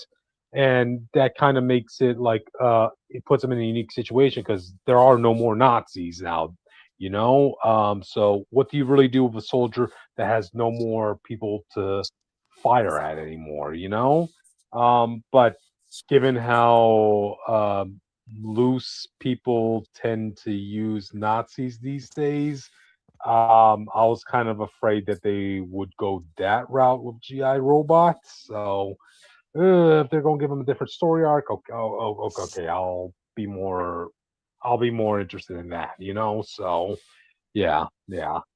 Let's see the other thing here. Nosferatu's final design is inspired by Charlie XCX's look. I don't know who Charlie is, so forgive me, audience. That's a musician person. Oh, okay, cool. And the bride is leading the team. Kind of makes sense, you know.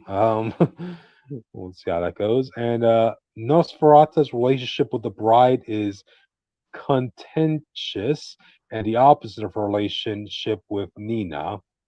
Okay, so are they looking to hook these two up? Like, I Oh, don't no, know. Ferrata just a hot bat girl, like Okay, girl back, like vampire wings with ears. gotcha. Okay, gotcha. I mean, if they hook those two up, okay. I don't know. I don't think they'll get much resistance from the general public, you know. So yeah, yeah. And really, that's it. That's all the information we got so far from this. So yeah, I'm sure we'll see that Weasel guy pop up sooner or later. So yeah, yeah. You have any thoughts on this, Austin? Before we move on? Nah, I'm not really. Yeah. So all right. I'm sure we're gonna get Peacemaker here at some point because they still need to kind of address the elephant in the room as to what happened to him in some project at least, you know. So Yo, Mm. how would you feel if he died in this show? I don't want to see the end of peace, Jake. Come on. You know? Why do you Sometimes want there to can think only be war. why do you always have to think the worst when it comes to peace, man? I'm Come sorry, the new on. truck shows taught me that. Just think the worst of everything. Right? Gotcha, gotcha. But anyway, with that, let's move on to the next topic. So, bam! This should come as no surprise to anybody. But Elektra is returning for the next season of Daredevil Born Again. Is anybody surprised? I don't watch the show. Wow, what? Come on. I can't be the only one here watching these shows, audience, you know? So, Doesn't Austin watch the show? Yeah, oh yeah, I think you do. Yep. So, Yeah. yeah, Electra's coming back. Daredevil's other love interest.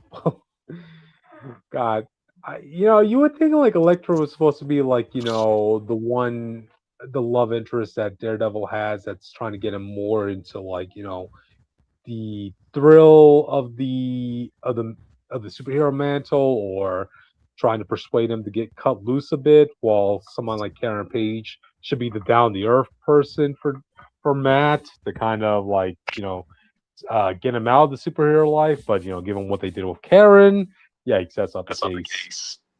Um, yeah, Electra, what do you guys think of her suit? it's all right, I guess. Like, Yeah, There's no color. the only thing that's yes, it missing is. is She's wearing red. You blind bat. It's very dull. It might as well not be color. That's what I'm getting at. Jake, Austin. The only thing they're missing right now is the Daredevil mask. I'm sure. Come No, on, no, it's not. It's literally her suit where she had the bandana over her mouth. I thought that was slightly different, but it has been a while since. No, I've seen it's her. an all black onesie. She just had the thing right around her waist instead of around her mouth. Gotcha. I just kind of assumed that they were going to go with her taking up the Daredevil mantle. No, that wouldn't work. Last time we saw her, she was dead or a zombie thing. You can't just have her come back and be Daredevil while he's in jail. Especially because it wouldn't work, because no one's going to believe that Daredevil's a woman, and they're not going to get him out of jail. Jake, Austin, here's what they're going to do. They're going to have somebody. Yeah, get Danny Rand do it like he did in the comics. No, here's what you do. Here's what they're going to do, Austin. They're going to have a man masquerading as Daredevil throughout the course of the series, and then when we finally see that Daredevil get unmasked, then they swap it out for Elektra. Because it's not like they never would have done that in the MCU before, right, Austin? So they're probably just going to do Danny, because Danny was Daredevil in the comics. Yep. I mean, I would like that, but I just gotta be more realistic and thinking like they probably want to take the most recent adaptation of Elektra, because like I know some people They can still do that in the end of the season. They don't have to be during this part. Is what I'm saying. Okay, yeah. I mean, it's already given that we're gonna get more seasons of Daredevil audience, so No, we're gonna get one more. Yeah, season 4. That's it. Oh, okay. I mean, we're gonna see Elektra in the Daredevil costume at some point, So yeah, yeah. But yeah, that's really all I have to say about this. Nobody should be surprised by this news. Marvel Hey, look wants at this to. photo. You can see I made a cameo, but you'll never know where I am. What are you staring at behind Elektra, Austin? Come on. What were you staring at? Huh? Uh-huh. Okay. Let's see it. Silent like a wall, audience. Silent like a wall. Anyway, all right, let's move on to the next topic. Austin? It's Jake's topic. Go ahead, Jake. There you go. Mm-hmm. Okay, so Joker Laugh Riot announced. Apparently, Okay, this show is about the Batman died. Yeah. And Joker's trying to figure out what happened and, move on, I guess. I guess that's an interesting take, I guess. I mean, It's not. We done seen it 3 times, bro. I'm still singing the story. Where Joker's the main character doing the detective work? Yeah, they did a comic book just like multiple times where if it based on what we saw, based on everything he said, it's like they're doing the story where Joker was chasing Batman. He shot at Batman. They were running on like wet rooftops. Batman slipped and died. And it was comedic. Oh. Whoa. I remember he kind of lost his mind trying to figure out what happened, like how did this went down, and he became Batman and like his own switch of sense. I think they're doing that. Jeez. That's how Batman. Every time Batman dies, Joker either goes catatonic or he just, loses his mind. He can't exist without Batman. Uh-huh. Okay, I mean, okay, I know you're used to seeing this storyline, but I guess the general public isn't.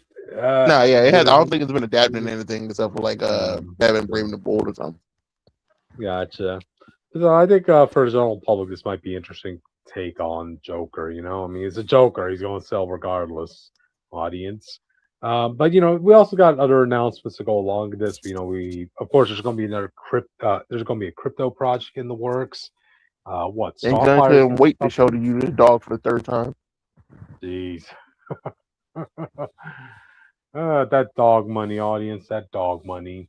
And what? Starfire's getting her own show or something like that, where she. Yeah, but that's old. Well, we are Starfire, Green Lantern, and there's another one. Those shows got announced like a while back. We talked about those. Okay. Starfire's going to be a girls' trip, but it's not going to be based on any comic. It's going to be some bullshit, some random characters you never deal with in the comics on a little girl trip. Her learn to be be the princess, warrior princess. You got to be off planet. Yeah. My adventure with Green Lantern is the girl is inspired by Superman. She's a kid in the show right now. Oh. Okay. They really did whitewash her. She is not white, but she is not, she's not her ethnicity. And they changed her eye color. Okay. Yeah, it's not a good look. Okay. The crypto show, people were just mad because they're like, you gave a dog show for Wonder Woman. You had a dog in 2nd show for Wonder Woman. Why do we just hate Wonder Woman, bro? What did she do? Like, what did she do, bro? I don't understand, bro. She exists in a man world, Jake. There, I said it. Like, I don't even know how more people aren't upset about that. Like, how is Wonder Woman not getting a show at the modern day? God damn. The last show she got was Linda Carter. Brother, Linda Carter. Supergirl got 2 chances to get on screen by herself before Wonder Woman. That's crazy. Okay, to be fair, with Supergirl, she had a show and she was borrowing a lot. That's right. She had a movie, a show, and another movie before Wonder Woman got another thing. That's crazy, bro. That's crazy. I found the thing. So, go finish your comment. No, go ahead. You do it. All right. Crypto is about when he's not hanging out with Superman or Supergirl, he tags along with a gang of misfit criminal wannabes who live down the block. And they discover he's a ball of destruction. Works to end them. As he follows them in the misadventures and poorly laid plans, Crypto's pure nature slowly ends up redeeming them, whether they want or not.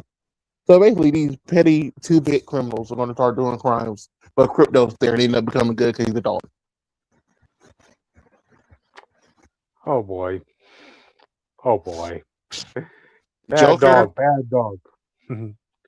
Joker is when Batman is murdered.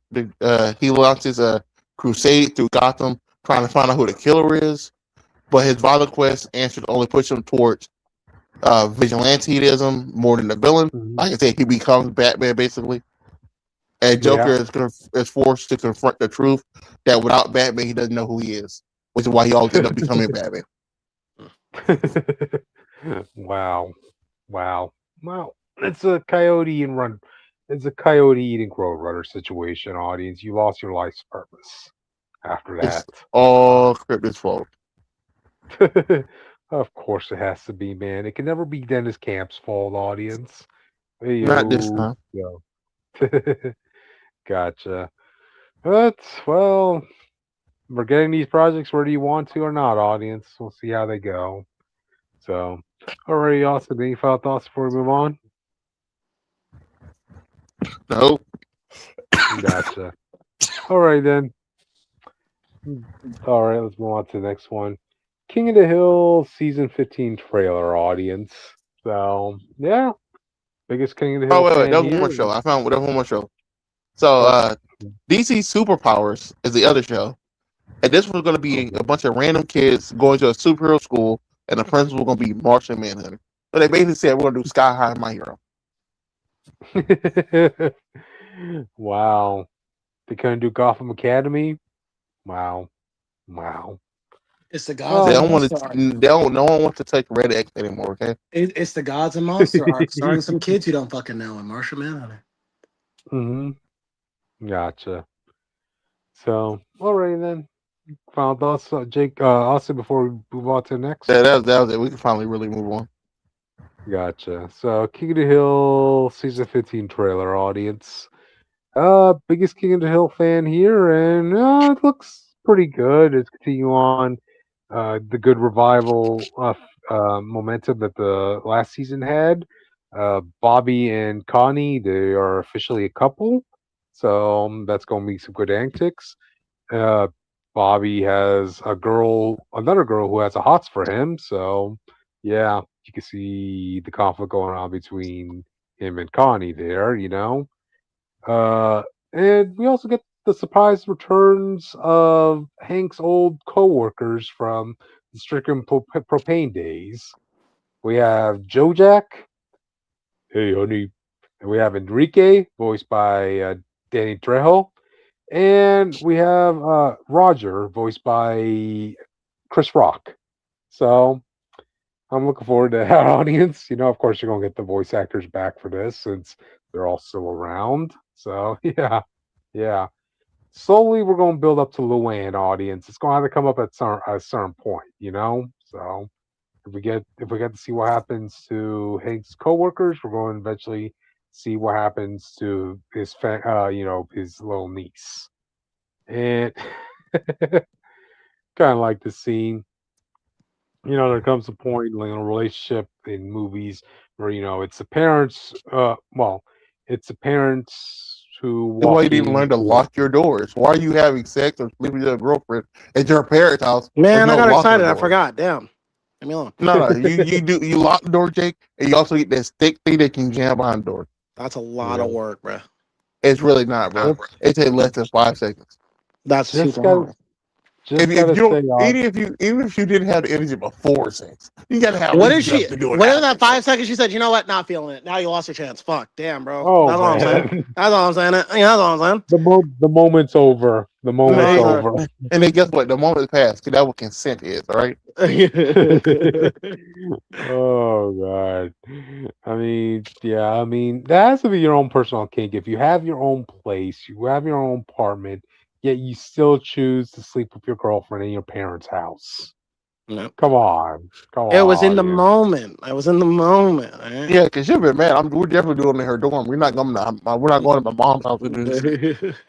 I think it would have been more fun if they were having sex in Hank's garage. Because Hank typically had to find Luann having sex in his garage. And yeah, there was one episode, audience, where his neighbor Bill had sex in Hank's garage, and now Mm. 10 years later, his son has sex with his girlfriend in Hank's No, garage. that's why he's smart enough not to do it. He know it fails every time. It didn't fail for Bill Austin. He had a full night with Luann's mom in there, So And but Netflix failed for Bill. All right. that's true. That's true. But yeah. Looks good. I mean, I'm sure this is all leading up to it. We're going to eventually see Bobby and Luann and Connie get married at some point. That's probably going to be the series finale. So we'll see how that goes, audience. We'll see how that goes. But all right, guys, ready to move on to the next one? Yeah. Yeah. Okay. Okay, Austin, Jake, this is your topic. They play the thing. All right, hold on. Oh, a tape. Okay.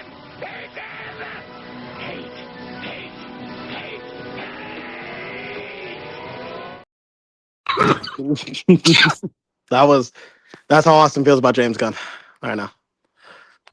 This is Okay. not even the first time we heard about this project. That's how I know it's real. That's how I know it's committed. Oh, We done heard about this thing multiple times, and James Gunn himself have been posting more stuff about Deathstroke and Bane. So this is probably a lock. A Deathstroke and Bane movie. Okay, if I could play devil's advocate here, audience, like I know people are going to hate me for this, but I think this might be in response to the recent box office bomb. This was before this. No, there's been talk way before that happened. Well, it got officially greenlit now, only just now, didn't it? No, they already was doing it. It just being pushed up. Oh, okay.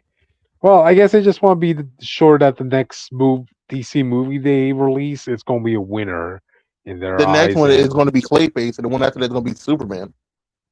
Okay, well, with Clayface, you have, I guess they're thinking you can't go wrong with a Batman villain, So, you know this means.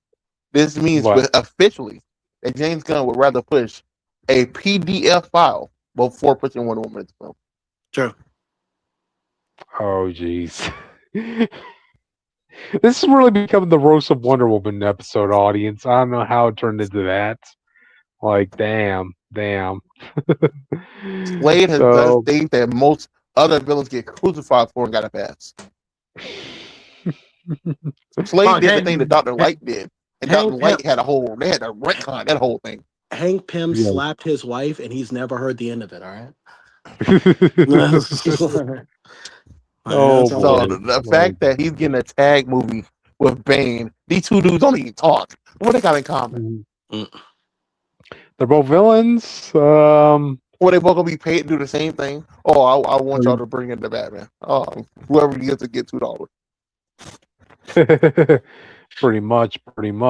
So, yeah. I'm just thinking like this is just them wanting to focus on winners, audience, because we know like they made so many different promises of announcements of projects that were going to happen in the DC universe, but a lot of them ended up getting canceled. Like, I mean, even just right off the bat when we heard about them, right? We're like, wait, why are you doing this? This is a risky project, but you can't go wrong with a Batman villain getting some spotlight. I think you can, because Batman's not going to be in it. If Sony go wrong doing Spiderman villains without Spider-Man, how do you think DC can go wrong doing DC villains without Batman? They have no reason to even exist without Batman. Bane's biggest story is breaking Batman's back. What are you going to do with the Deathstroke? Austin, we've had a movie with Joker. We've had a TV series. We had one movie Joker that was good, and the other one was literally the worst thing they ever made. Okay, but then we also had a Penguin show that didn't have anything to do with Batman. A TV show that was literally based on the Batman. Okay, but Batman. This is going to be connected to nothing. We know nothing about this Batman, his rival with these characters, and he's not going to be in it. Mm-hmm. Gotcha. And I'm pretty sure there's another villain that I'm forgetting about at the moment, but I guess. But the Harley Quinn movie had Supergirl in it. Oh, there you go too. I mean, And I know Harley Quinn had her own show for a bit, so Yeah, the show with Batman and everyone else. okay, true. So yeah, when you put it that way, this does seem kind of like an oddball choice, but No, just like this. His biggest offer, like Deathstroke's biggest stories, is either fighting Teen Titans, fight Batman. Not everyone knows gonna be in this film. Bane's biggest story is fighting Batman and breaking his back. He can't do it in this film. So everything you make in this plot has to be some random stuff thrown together from both sets of stories of these two characters that barely talk or interact with each other to make one cohesive story. That's true. Well, I wanted to say that they want to focus on greenlighting guaranteed hits audience, but then I also have to remember they did greenlight a Jimmy Olsen and Gorilla Grodd series. So what are they doing? Who knows? The thing is, I think you could have dated this movie if you just made it Deathstroke. Yeah. I think it's gonna be like Deathstroke's like the quote unquote hero in this that he's hunting down Bane. I think that could work. Because Deathstroke has enough stuff, like with him being the first, super soldier and stuff with kids you could do to make an interesting thing. I don't think it's sustainable. If you're like, oh, we're failing, so we're just going to throw a Batman villain in the film, and then that's going to save us until we get to the next Superman item. Yep, that's true. It's amazing that we're getting Batman's villains popping up in James Gunn's DC universe before we actually get to see Batman himself, audience. Yeah.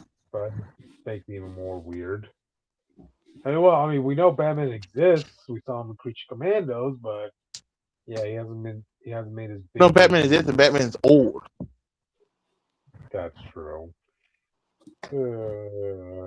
Well, to be fair, Scott Snyder made Batman old too. So, Zack Snyder made Batman old too. So, yeah. Yeah, but man, that Batman was old, but he still had he was still young. He was only his second Robin, basically.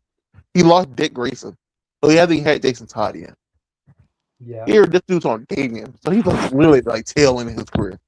He had to be through 3 Robins, and he probably went to every Batgirl model. His Tom Kane probably exists by this point. Dang. Amazing how big a family grows in the blink of an eye, audience. So yeah. But it's funny. They probably puts this forward because they probably wouldn't do Teen Titans, and they realized the same girl that wrote Supergirl is the one writing Teen Titans. So can't even do that. Yikes! Another red flag moment, audience. Yeah, she was writing She was writing Teen Titans and Wonder Woman. Uh oh. So that's probably gonna be changed after this. Oh yeah. Again, I know I don't want to bring up Supergirl, but yeah, I'm pretty sure the higher ups want demands that there's something's rearranged in light of DC's first ever bomb. So yeah. Any final thoughts on this, Allison, before we move on? I just don't see the appeal. I really don't know what you. Like I said, I already don't like his business model. So random people are like, oh well, we're gonna throw these 2 villains together. They're both Batman people. We'll figure it out. Doesn't seem like a good plan. I wonder if they're going to do that Blue Beetles director's pitch for Bane, because I recall in an interview, right? You remember the villain in Blue Beetle? No, I ain't watched Blue Beetle. Oh, okay. Well, basically the buffer Red Beetle version, apparently the director recycled what he originally wrote for Bane and gave it to that Red Beetle, So well, we'll see how it goes, Austin, any final thoughts? It's funny. If they really want to do Batman villain stuff, we have actual stories of Batman villains find each other. You could have did the war jokes and riddles. You want to give more spotlight on Tom King's stuff, Austin? Really? No, I'm just arguing that there are actual story arcs of villains fight each other where Batman isn't really that big a factor inside of it. So it's just funny to think like they're going to make up one. Here's what it is. And you know what? If they keep messing up the Tom King stuff, I'll gladly let them keep adapting it. Wow. Well, let's see how that goes, audience. We're getting it whether we want to or not. So, all right then. Ready to move on? Yeah. Okay. Let's move on to the second to last topic, audience. So, Jake is your girl. Magic School Bus. With Miss Frizzle played by Elizabeth Banks, audience. Now, who here is up for seeing like a modern interpretation of the Magic School Bus, audience? I am not trying to see this woman kidnap kids and shove them up someone's butthole for science. What was that thing I heard recently where it's like when you're like a kid, kids actually understand cartoons better than adults do. Where like kids watch a show and they'll be like, "Oh, this is stupid," but I'm all for it, right? They don't question the logic of it. But adults are be like, adults are like, why is that bus? Why is that lady like kidnapping kids? It's like, oh, it's the premise. I don't give a fuck. Like adults watch the No.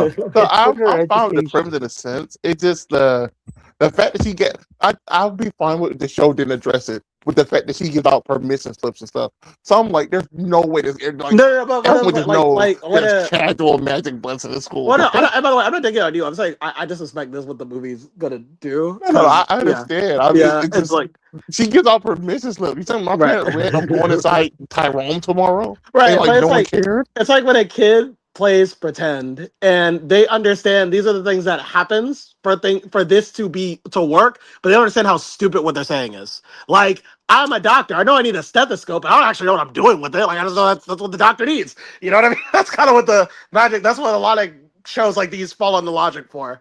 So like I don't know. As long as if they're gonna do it, just don't take it seriously. If Cat in the Hat, the live action movie, does a better job at explaining why he does things than this movie does, I'm gonna feel something. That's all. I do it. It's like listen, that was a kid show following kids' logic, and no one gave a fuck as a kid, and you're not supposed to care as. I mean, I would not have cared if she did not really. I'm saying this one. I would make a movie out of this for adults because now I do have to ask the question. I'm like, okay, well, since you're making this for me, because it's not for like little kids. This has to be for like an older generation. Now I'm going to ask the question. Just imagine you go up to the school because you find out, I got to take my kids to the doctor today. I got to get a doctor appointment. I had to take them early from school, and you're just not in class. I'm like, you tired from me? No. Better yet, imagine like, I thought you're going in Tyrone. No. Imagine like you take the kid to the hospital, and he's doing the X-ray. He's like, sorry, there's like a bus in your child. The fuck? That explains it too. It's like they're going inside this other kid. He's just sitting in his classroom by himself. Right. Mm-hmm. So I was like, well, what'd you do that? Oh, well, everybody wanted a field trip. I didn't get to go because I was sick. Oh, that's okay, Joe. You forgot to sign my permission slip, so I guess I'll go experiment. Oh yeah, Dad, they're inside me now. What? yeah, all 20 kids and my teacher. I think it could be fun, but it's doing a live action probably the worst thing you could do, bro. I'm not trying to see the CGI for this. Dude, I'm not looking forward to see their take on modernized kids these days, audience. Like, how's Mr Frizzle going to tackle the smartphone era? You know, they gonna get on the bus talk about 6'7", bro. I'm gonna lose my fucking brain. Is this gonna be set in an urban neighborhood, audience? Oh boy, it's gonna be a private school. I know. You can't have a public school or a magic school bus, bro. I'm not believing you. Yep. Look, bro, I won't they have that snitch? I'll be here, bro. I still want the guy who didn't want to go on the adventures. As long as that character's there, I'll be there. Okay. Oh, the redheaded kid? Yeah. Like, bro, just stop handing your mom the fish slip. I promise you that she cannot afford you to go. Gotcha. I just think it's gonna be the next version of Dora the Explorer. Remember, audience, when they had Dora come back for a live action movie, and they had her sing a song about poop, taking a poop in the jungle. Well, I didn't watch that scene, but the stuff I saw of that movie was good. I just didn't watch that film. Yeah. Well, Oh, this can't be for me. Well, basically, they just made Dora like her character from the show, right? But they decided to give her a fish out of water storyline. So of course, she grew older, but she kept. I thought they fucked over Diego. I was like, bro, I go that's my goat. Yeah, they had Diego go to an actual real world setting, while Dora just basically stayed as the person she was back in kindergarten, right? And she ended up going to the school that Diego was going to. So of course, Dora looked like a weirdo, because she's acting like her iconic self. Yeah, she'll look to the left like, can you say vomit us? And they're like, bro, just let her do it, bro. She's not gonna stop.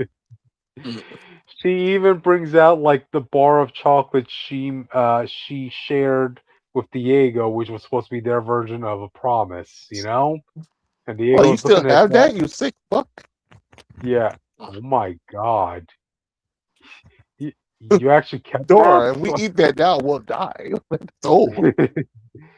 Yeah, true. So it's what it is, audience, what we're saying. But yeah, Elizabeth Banks. I guess that's a good thing because even that movie did not go far enough where like they had Boots, but he wasn't really Boots, and they didn't do like the magic backpack and the map. Yeah, so like, do you think they're gonna do the lizard? They have to at some point. Well, I mean, he's gonna be a class pet. I think so. Yeah, you might get the lizard. I don't know if he's gonna be walking around on two legs and all that stuff. Okay, so what? We gotta remember for last audience, at some point they gotta change budget somehow. Yep. Remember, audience, for last they had Danny Trejo voice Boots. So which actor do you think will be outrageous enough to voice the lizard? I want Danny DeVito. And I want the lizard to smoke. Oh God. Well, at that point you might as well get Seth Rogen, Austin. No, I don't want him to do that laugh. He's gonna do that laugh. I can't handle that. I need Dan DeVito. Oh, by the way, audience, I forgot to talk about this in our Supergirl review yesterday. But did you all know Seth Rogen was in Supergirl? Did you know that Toph was actually blind in that season of Avatar? Did you? He was literally the bus driver of the space. Oh no, I heard him. I was like, oh, that's Alan. There you go. That's Alan the alien. That's it. And yes, audience, we did see one of the passengers in that bus was an alien that was smoking from a bong. Because why not? Yeah, I don't want this. I don't want to live to smoke that. I don't want to smoke a cigarette. No, he's just going to inhale the fumes from one of those side speakers, So yeah. But not it's gonna be really good or really bad. I don't think there's anything in the middle ground. Because you have a lot to do. It's gonna be a full CGI thing because you're gonna have to. You're always gonna shrink down to go in something, whether it's the ocean, a person's body, or the sewer or something. Yep. It's a big commitment. I wonder why they chose this out of all the kid shows you can. I just don't know too many preschoolers that continue being fans of the shows after kindergarten, But the only thing I like, bring back the theme song, okay? Magic School Bus. I want the full theme song. Magic School Bus.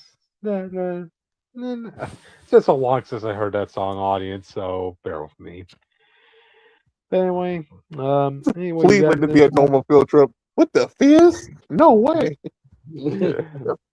It's gonna be educational at the end of the day for the children, audience. I think that's something they say at the end of the movie. That's true. It's still the education, I promise. Think of the merchandise you could sell on her earrings alone, guys. So, yeah. Anyway, let's move on to the last topic of the night, audience. And that's the only Mm. comic topic we have. Oh, we're not So, done Persona then. Okay. mm. I I don't showed think he you saw the that. I list. don't think he saw that. I tagged him to it. I thought you just wanted to talk about the Bane and Deathstroke one. If we get through this fast enough, we'll do Persona. Let's just. I didn't. Okay. Okay. Anyway, so the Amazing Spider-Man issue number 1000, quote unquote, controversy, audience. So, It's really not, bro. So yeah. people, you look at his art, it's not great. Yeah. It's not a great pose. You don't know what the fuck Spider-Man's doing. Yeah. He's just up in the night sky. This is probably the worst anniversary cover Spider-Man's ever had, to be honest. But you also, Spider-Man's like, I made it, I guess. Yeah, he's shrugging, trying to shoot webs to do it like a slingshot, I guess. It's a stupid pose. It's the he's in the reeling phase, so he's pulling the webs forward. That's what it looks like he's trying to do. It's not a great pose. Yeah. So obviously fans were not happy with this. The 700 issue one was a lot better. okay. And people don't know, people already were kind of falling out with Ramita? John Romita Jr. John Romita Jr.'s art over time, because he was one of the longest running artists on Spider-Man. So you get to see his art get worse, like in real time. Yeah. Because he's been doing it so long. But people was kind of tired of him as the artist for a long time. So find out he had the 1,000 issue and then doing this made a lot of fans mad, so they complained. And then Marvel pulled the issue at first. They pulled the cover, and we got another cover, which was very good. It was by Ryan Stegman. Yeah, but there was so much. And then people were crying people started crying. You don't understand. His legacy was Spider-Man, and what his family done. He deserves to draw the cover. He can draw the cover. Just change it. Yeah. No one saying he couldn't draw the cover. We're not disrespecting him as an artist. We're saying it's not a great cover for the 1,000 issue. The pose Spider-Man is doing here kind of feels symbolic of what John Romita Jr. was feeling when he was drawing this. Let's put it that way, audience. You know. So now we're just encrypted. They changed it now, so we have a 1,000 issue A and issue B. These are the two main, both are main issues. I mean, the main covers. So you have to get both now, encrypted. Well, okay. Look, this is the way I saw it, audience. Like, I just saw them as like them intentionally wanting to make the main cover dull, so that you would feel obligated to want to buy the other, likely nicer variant covers that are out there. So you gotta get into the variant cover game with these sorts of things. So the way I saw it was like I get they're trying to honor this dude and his legacy with Spider-Man, but it's like y'all didn't do that with the writers. Krasinski didn't even get after writing this book. Dan Slott's not even the main writer of this book. He wrote more Spider-Man than most people alive right now. Yeah. I don't like Dan Slott, but if you talk about it's a legacy issue, we're gonna have the man who wrote Spider-Man more than anyone else write it. Sure. You can't not have the standard for the writers, but for the artists, you can't criticize it. It's a dude whose first work for Marvel is going to be in this book. That's true. I mean, could this anniversary issue be better? Definitely, audience. Yeah, that also doesn't help that the issue is not going to be good based on what we know. Yeah. So it's a bad cover and bad story that we are forced to collect. There's 1,000 issue of Spider-Man. But this is a keys jangling moment, Austin. Where they just believe if somebody in the comic stand sees, issue 1000, so they have to get it, So, yikes. Yeah. Yeah. That was a quote unquote controversy, audience. Those who complained about them getting rid of this cover, I hope you feel obligated to go to your local comic shop and buy this variant cover, audience, when it comes out. I'm gonna tell you now. This does not be an absolute book. When this book comes out and it does not be absolute, everyone who complained need to go fuck off her. You don't. Yep. You don't get. If we can't be the absolute book, with the 1,000 issue of Spider-Man and having all these variant covers. Marvel needs to sell their company. Yeah. So, is what it is. So, hopefully we could hope for the best in the future, audience, but we gotta prepare for the worst. So, anyway, Austin, yeah, any final thoughts on this before we end the night? What happened to Hellgate with his storyline, bro? I just realized this. We came back to Earth to fight Hellgate. He didn't fight him, and then Hellgate just disappeared. We haven't seen Hellgate just leading up to this ball. And then we get a new villain for 1,000 issue. Yikes, audience. Oh, well, I guess you want to see the conclusion of that story, stick with Spider-Man, I guess. So. Alrighty, audience. Austin, you have any final thoughts on this before we end the night? Wait, we have enough time. Let's just do the last thing. Okay, you Do bring up you have the photo, Jake? Do I- you have I- the photo? Huh? Oh, I put in the wrong. Wait, did I put in the wrong? Yeah, spot? you're bad at this. No, wait, no, what? Oh, I did put in the wrong spot. Okay, 1 second.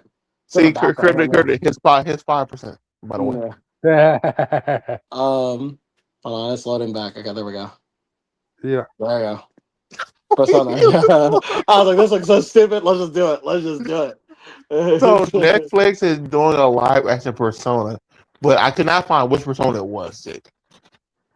You could probably do Persona 1, maybe Persona That's what 2. I said. If they do Persona 1, I'm all for it. Yeah. Well, if you're telling me they're doing this to do Persona 4 or something, I'm like, Persona nah, 3 onwards are not stories you make. What to say, a show or a movie? It's a Netflix show. I think you could do Persona 1 and 2 in 16 episodes because they don't follow the year format. I think Persona- you do that and then announce the game. But one remake, I think that's it. I think that's the move. You do Persona 1, you explain the origin of Personas. Persona 2, I think Persona 2 is just like one of the most interesting Persona stories ever. I love that story so far. But it's so TV, right? But it's just the game's not gonna hold up to that. But the problem is that's not the problem, is it? What's the real problem? Oh yeah, the showrunner is from Star Trek Picard, and Star Trek Picard. I can't say the showrunner is bad because Picard was writing that shit. Like the actor from Picard was writing it.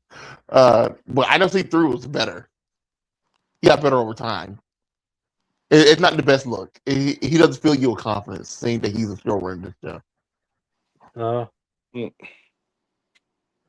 I thought they would have more to say about this. That's why I wanted to talk. But as the person who played Persona 1. But I played Persona 1, I played Persona 2. I can play Persona 1. Well, as a person who played Persona 1 has an underrated theme, though. I love the theme of Persona 1. That's a great theme for Persona. Austin, let Jake take a 2 and be proud of it. So there you go. But when it comes to Persona, I don't think it's it'll be too hard to adapt this because the shadow stuff, while it happens semi a lot, you can get away with cutting some of it out because a lot of it is a more personal story. Depending on which the only way you could do Persona in a way that will work is if it's multiple seasons, like if each arc is a season. So if you did Persona 5, the Kamoshida arc would be one season. No, I don't think so. You would have to because you can't do Persona 5 in one season. You can't do it.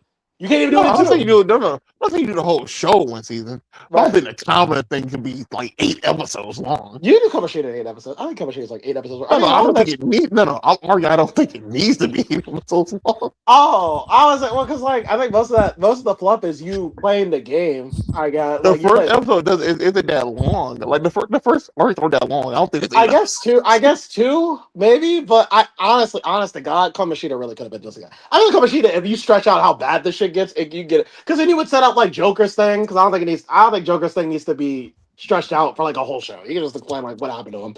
So you do Joker's origin. You explain who's it? Anne. You get Anne's tragedy with the girls. That's like 3 episodes. Yeah, Joker's origin will be 3 episodes. Origin, how he got there will be the first episode. Me, Anne, and Ruji will be the second episode. Right. So he can Persona at the end of that episode. Right.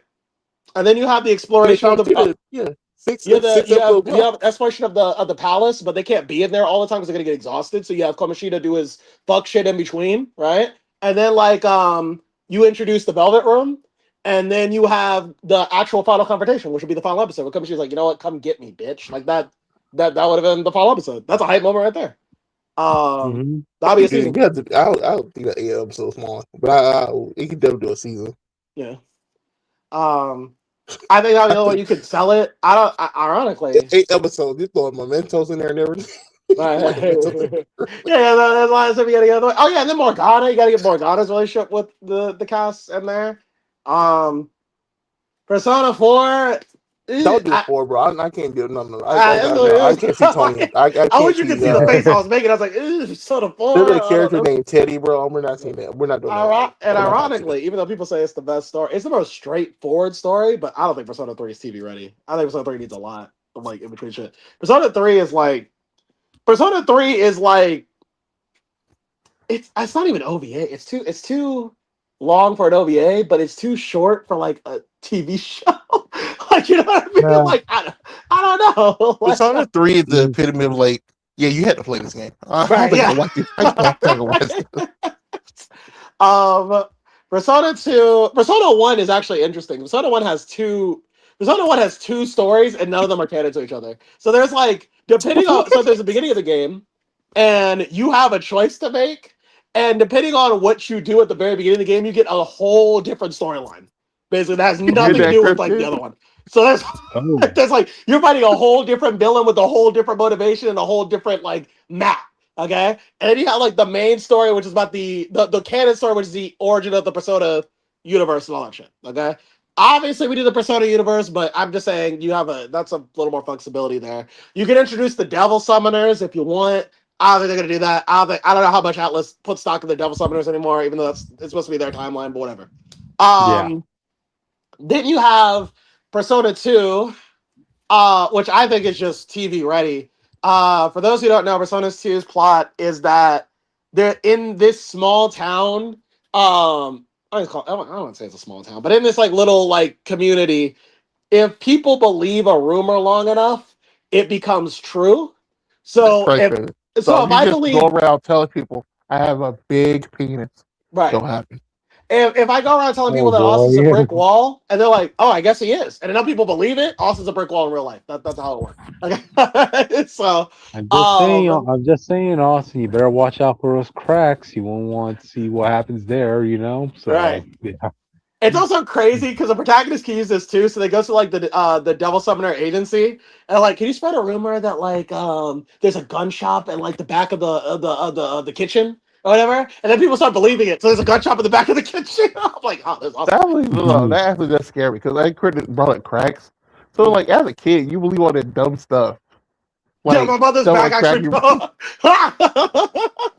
So, but they're actually, but the plot really kicks in when these childhood friends get attacked by this mysterious demon named Joker. Why did it sound like you said friends in like quotations? Right, well, I mean, like when it starts, like you're not really like trying to beat friends. Yeah. The main character Tetsuya has like this beef with like his rival or whatever. But anyway, so they get hunted by this guy named Joker who blames them for something they did as children. There's a Persona 5 Joker. No, there's actually we don't know why they reused the name. We have no idea why. I probably didn't even remember that was a thing.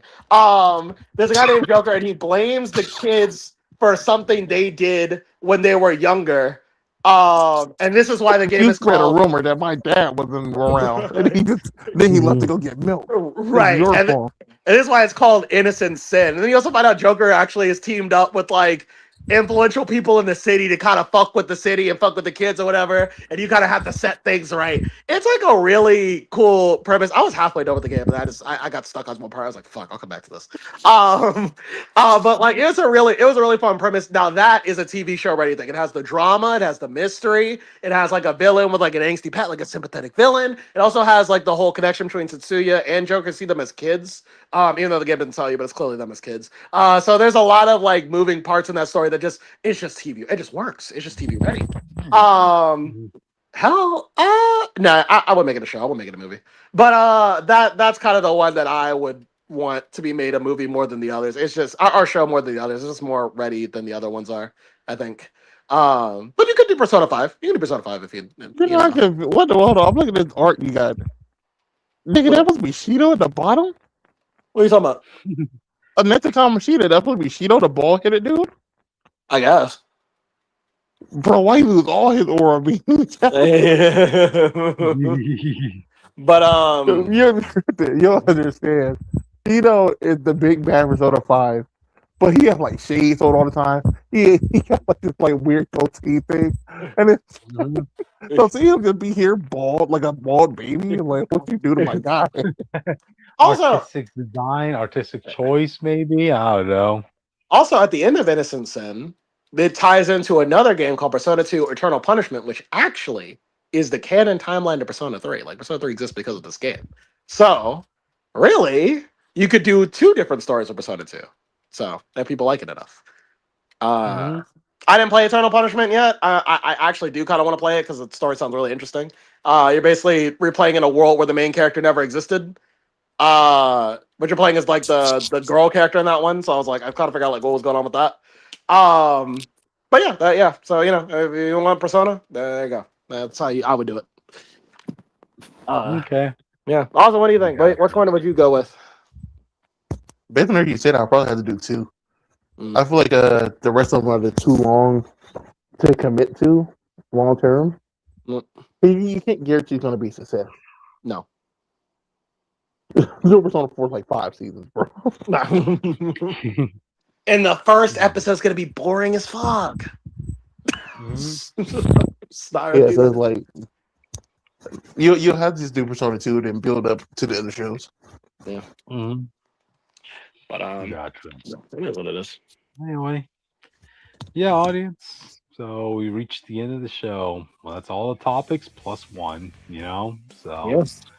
join us tomorrow when we talk about the comics of the week and me having to tap dance over Dennis Camp's figurative grave over his ultimates. So yeah. Anyway, audience, thank you for joining us, and we'll see you all next time. Later. See ya.